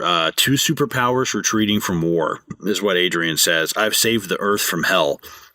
And you can really read it in Dr. Manhattan's face, too. He's actually like, his brow's kind of furrowed, his eyes are fixated, his mouth is open. Like, it's one of the most human shots, like, of him the whole time. He's very, like, he doesn't really understand, or he understands what's going on, but it's one of the few times he seems almost kind of caught off guard. And I like that. I like that we actually see Manhattan kind of having to kind of contemplate something, not automatically knowing what's going on or knowing the answer, but he's kind of got to think about what's going on. And I love this, because we basically have all of the Watchmen in one room for like the first time, except for the comedian, and for the first time in the events of this movie. We've seen them before in the older meetings of the Watchmen, but this is one of the first times we see all of them together in the same room. And it's crazy, because here are these people who try to save the world, and they're all in here basically saying, we have to be quiet about this, which is fucking nuts, man. I think that's so crazy. But what do you think about what Adrian does? Like, I assume you don't necessarily agree with it, but do you think that it would actually work? Like, do you think that it would actually be pulled off? No, I agree with him. Let's fucking nuke the world. Yeah, fuck him. No, I don't know, man. Like, I think it's tough. Because you're talking about, like, kill millions to save billions, right? But a plan like this, you can't see what the outcome would be. Like, you know what I mean? Like, nothing's been tried on this scale, like, ever. So, like, you can't really, you've got no evidence as to what what the outcome might be, even if you do maintain this lie, right? Like that they do, because the Watchmen, what happens is, Rorschach isn't good with this, right? He wants to tell the truth. He wants to expose this for what it is, and that's what it is. It's murder. And genocide. that's ultimately, genocide. It's what gets him killed. So I don't know. I think Vight's plan is maniacal, but I mean, what can they do now? Like, they can't do anything about it. They can't turn back time. Yeah, he's forced their hand into being a party to this. And not to go off on too much of a tangent, but the DC rebirth that's going on right now, apparently that's got a lot to do with Watchmen, and in their universe, it doesn't work. Like, apparently, I guess through Rorschach's journal, somebody puts two and two together and realizes that Adrian Veidt murdered all of these people, and it's not Dr. Manhattan. And they actually call it the Great Lie. And I'm like, oh, shit. Like, I need to read that, man. Like, it's kind of like a sequel to Watchmen, but it's more about, like, DC characters and Justice League and stuff. But that's got a lot to do with Dr. Manhattan and shit, so I'm super excited to read that. But basically, by exposing me, you'll undo all of you'll undo everything I've done today, and all of this will be for nothing, and he's like, ultimately we'll have peace. He's like, peace that's built on a lie. He's like, yes, but peace nonetheless. And I love, Dr. Manhattan. He's right. He's like, we can't tell anybody what's going on today. On Mars, you taught me the value of life. If we hope to preserve it here, we must remain silent. So I think this sequence is what makes Rorschach my favorite character. I think I love this sequence. Yeah, it's really. I mean, yeah. Tell me about this scene. You take me through it. Well, basically, Manhattan confronts Rorschach, just saying, you can't do this. I mean, like you said, Colin, like, if Rorschach exposes what happens here, then it's all for nothing. Like, everyone goes back to war. It's all a lie. And Rorschach just basically says, well, you're going to have to kill me. Right, like, you know what I mean? Basically. Yeah, and I love this scene as he goes out there, and obviously Night Owl kind of, Night Owl chases after him, but he looks right at Dr. Manhattan. He's like, don't even think about it. Like, you can tell he's reading Dr. Manhattan's mind. He's like, no, you fucking don't, man. Like, don't you fucking dare. But unfortunately, Manhattan kind of confronts Rorschach out in the snow. And I love this scene obviously it's just a great scene, but the little details. Do you notice the snow as they're talking to each other? Yeah. The snow freezes in place. It's like, oh my God, it's so fucking great. Like Jackie Earle Haley's fucking great, man. Like, do it. And then just a wave of his hand. Like, that's all it takes to kill this guy, man. Like, it's like no emotions or anything. Like, it's just a wave. Like, he doesn't even lift his arm. It's just like, that's it. He's gone. Right. And he just blows up into fucking blood and guts. And I love Night Owl's reaction. Dude, I don't want to go past what Rorschach says, just because, I mean, he's kind of one of the only people who really sticks it to Manhattan. I love, he's like, I can't, truth must be told. I have to go tell people. He's like, I can't let you do that. And he's like, oh, suddenly you find, he's like, all of a sudden, you find, oh, God damn it. He's basically, all of a sudden you find humanity convenient. And like, I love that, basically saying all of a sudden now you give a shit. If you'd have given a shit from the beginning, this wouldn't be a fucking problem. But he rips the mask off and he's like, if you'd cared from the start, none of this would have happened. He's, and he basically says, but what's one more body amongst foundations? I'm like, damn, dude, like that's, God, he's got Manhattan nailed dead to rights. And I love that. He's one of the, Rorschach, who is one of those fucked up people and one of the, morally gray area people, is one of the only ones to get Manhattan kind of against the wall and be like, you're wrong. And I love that. Like, Manhattan knows that he's wrong, but unfortunately he has to go about it now. It's like, damn, that's good, dude. Rorschach's not the one I thought would have Manhattan in kind of like a bit of a pinhole, you know? Like, he gets him, though, man. I love that. But like you said, you know, he just wave of the hand explodes him. Night Owl, a great reaction, you know, ripping off the mask, and we get a big bloody Rorschach left out in the snow, and that's basically all that's left. But Dr. Manhattan tells Silk Spectre, you know, that I'm going to, you know, basically that he's going to leave, you know, and she said, I thought you learned the value of life. He's like, well, I have, you know, in fact, I think I actually might go create some, leave this galaxy for a one that's not so complicated. And we get this confrontation between Night Owl and Asmodeus, of just him tackling him and beating the shit out of him, you know, trying to get some kind of retribution. You know, he can't walk out of there without throwing some kind of punch or feeling like he did something, because that's just what Night Owl is used to. He's used to being able to punch his way out of situations, and it's like, dude, you can't do it. Like, it's just not going to work this time. And it's sad, man, to see the realization on his face. You know, as he's talking about, no, you haven't idealized mankind. You've mutilated it. You've deformed it. That's your legacy. Like, damn, that's good, man. Patrick Wilson is outstanding in this scene. Especially, nobody has their masks on anymore. Nobody gives a fuck. They're all down to like the real them, and I like that a lot. They're not standing on ceremony. You know, they're just kind of like going at it as friends almost. But yeah, we get, you know, Silk Spectre and Night Owl leaving Karnak, and you know, we do get a little bit of remorse from Asmodeus. You know, he's like, I've tried to make myself feel every death possible. You know, which is, I mean, dude, you're fucking. It's like 15 million people you just killed. You have no idea. You can't possibly even begin to imagine like the carnage and stuff you fucking ensued. But you can't atone for that shit, man. Right, yeah. There's no fucking way, man. I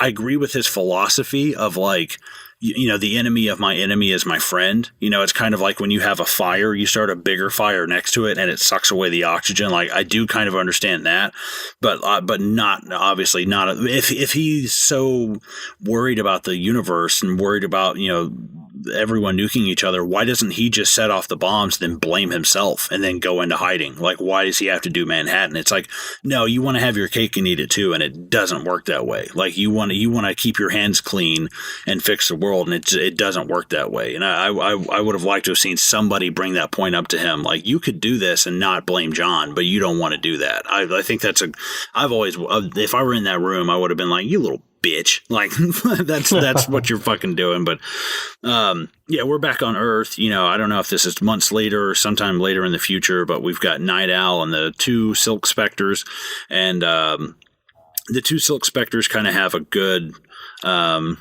a bonding moment, kind of repairing their relationship. Lori admits that she knows that the comedian was her father, that she loves her mom, that she's, oh yeah, you know, even though we've butted heads, I know you've always tried to do what was right for me, and you know, I love you.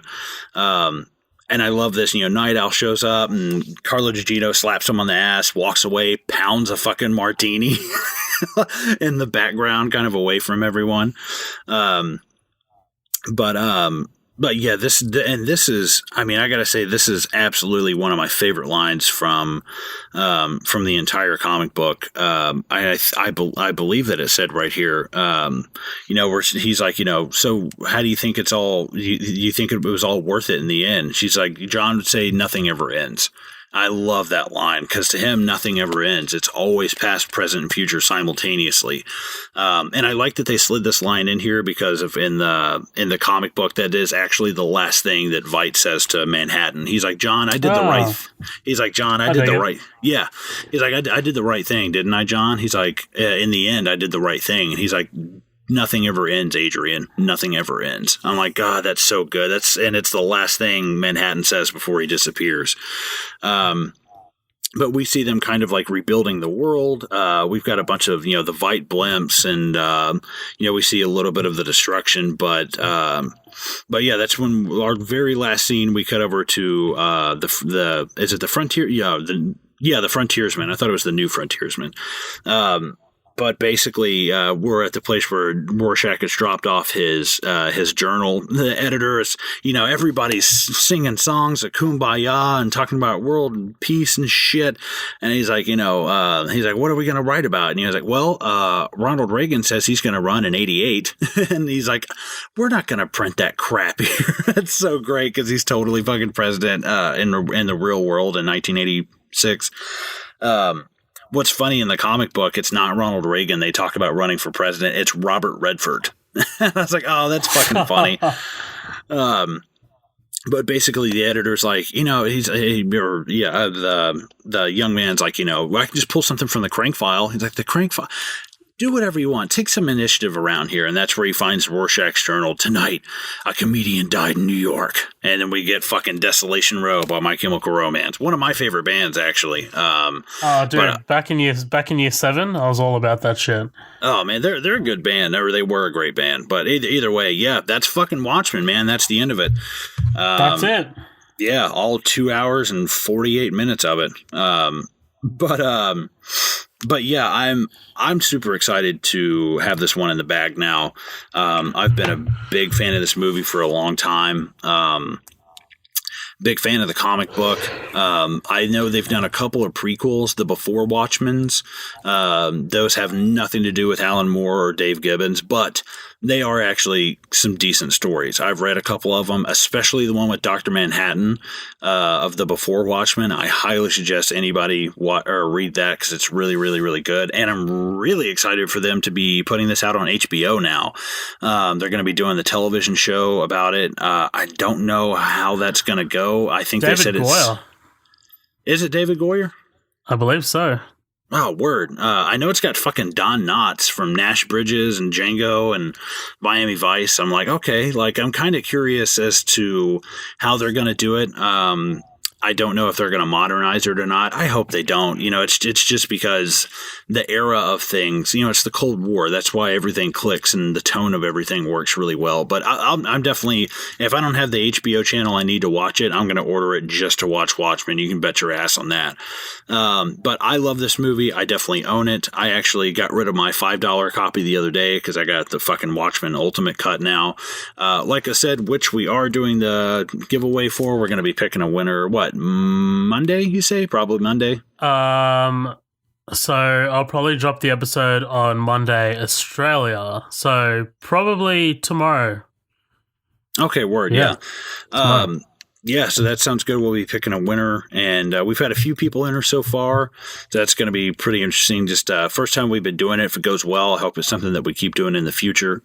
But Zoheb, what are your closing thoughts? I've been over here talking my ass off for the last 30 minutes.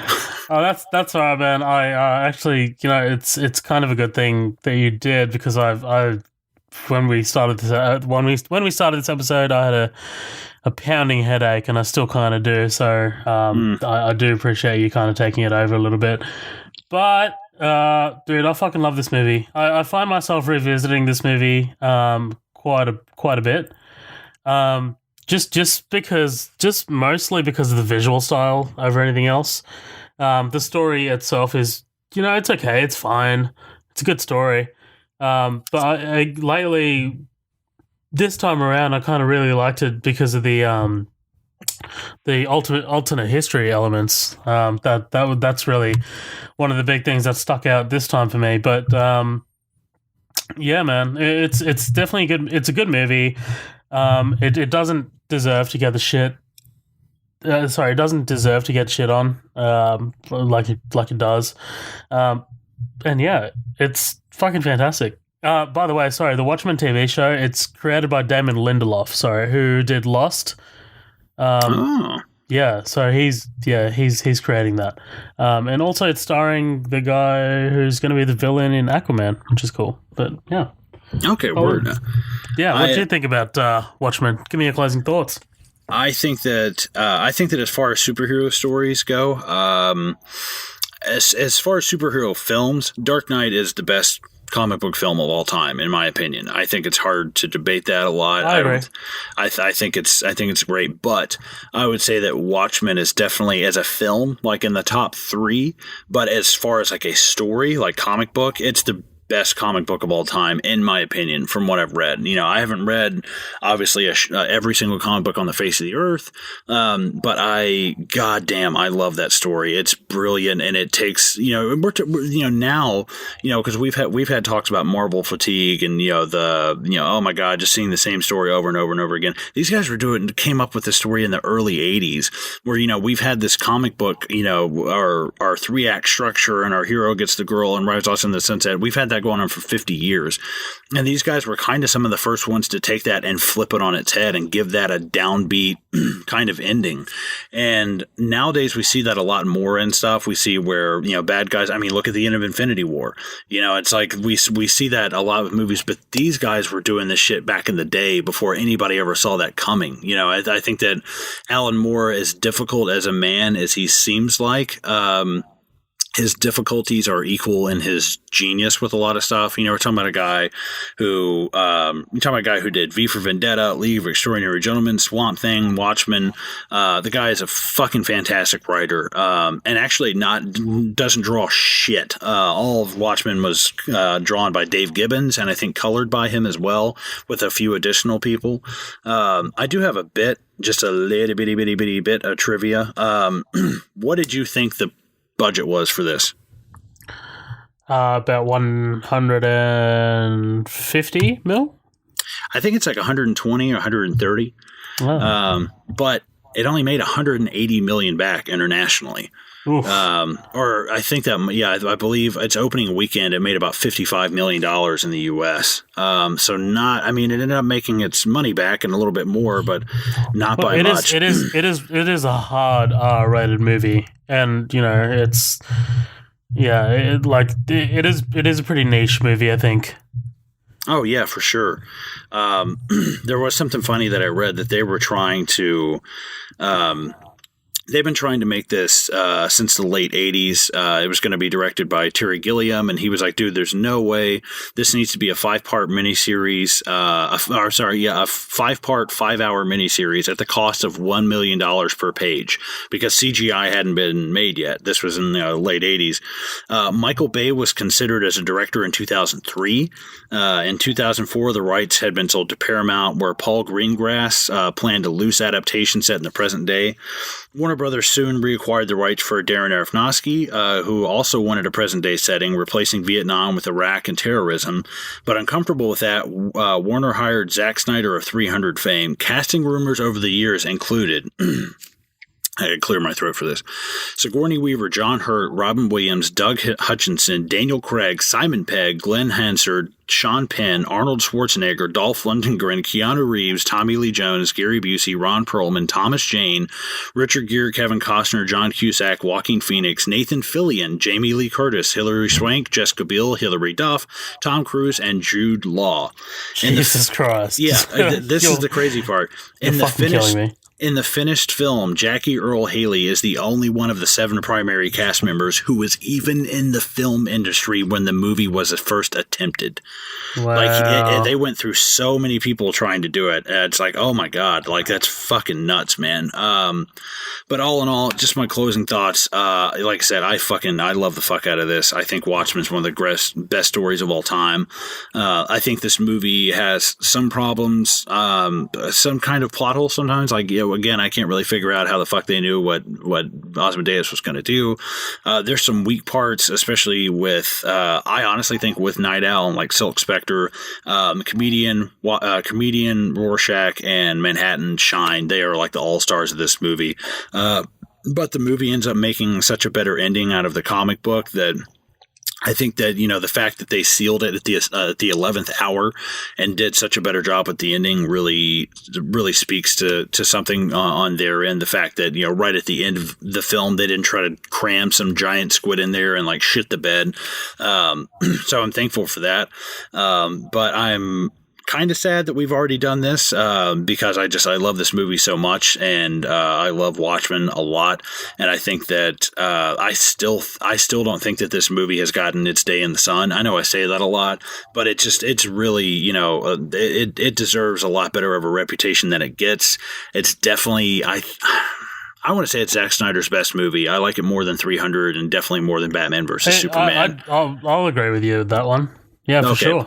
Yeah. Word. Well, yeah, fuck it. Let's end it on that. If you guys want to check us out, you can find us on Facebook, Midnight Double Feature. We also have the group that's attached to that. It's the After Party. It's all one word. You can also email us at midnightdoublefeature@gmail.com, or there's also our Instagram, Midnight Double Feature. Yeah, definitely. And if you don't have any of the podcasting apps, you can always go to midnightdoublefeature.libsyn.com, and that's going to be in a lot of the link in bios and our Instagram and stuff like that. But yeah, I think we've got a new episode working right now, trying to figure that out and see what's going on. But until then, I guess we will catch you guys later.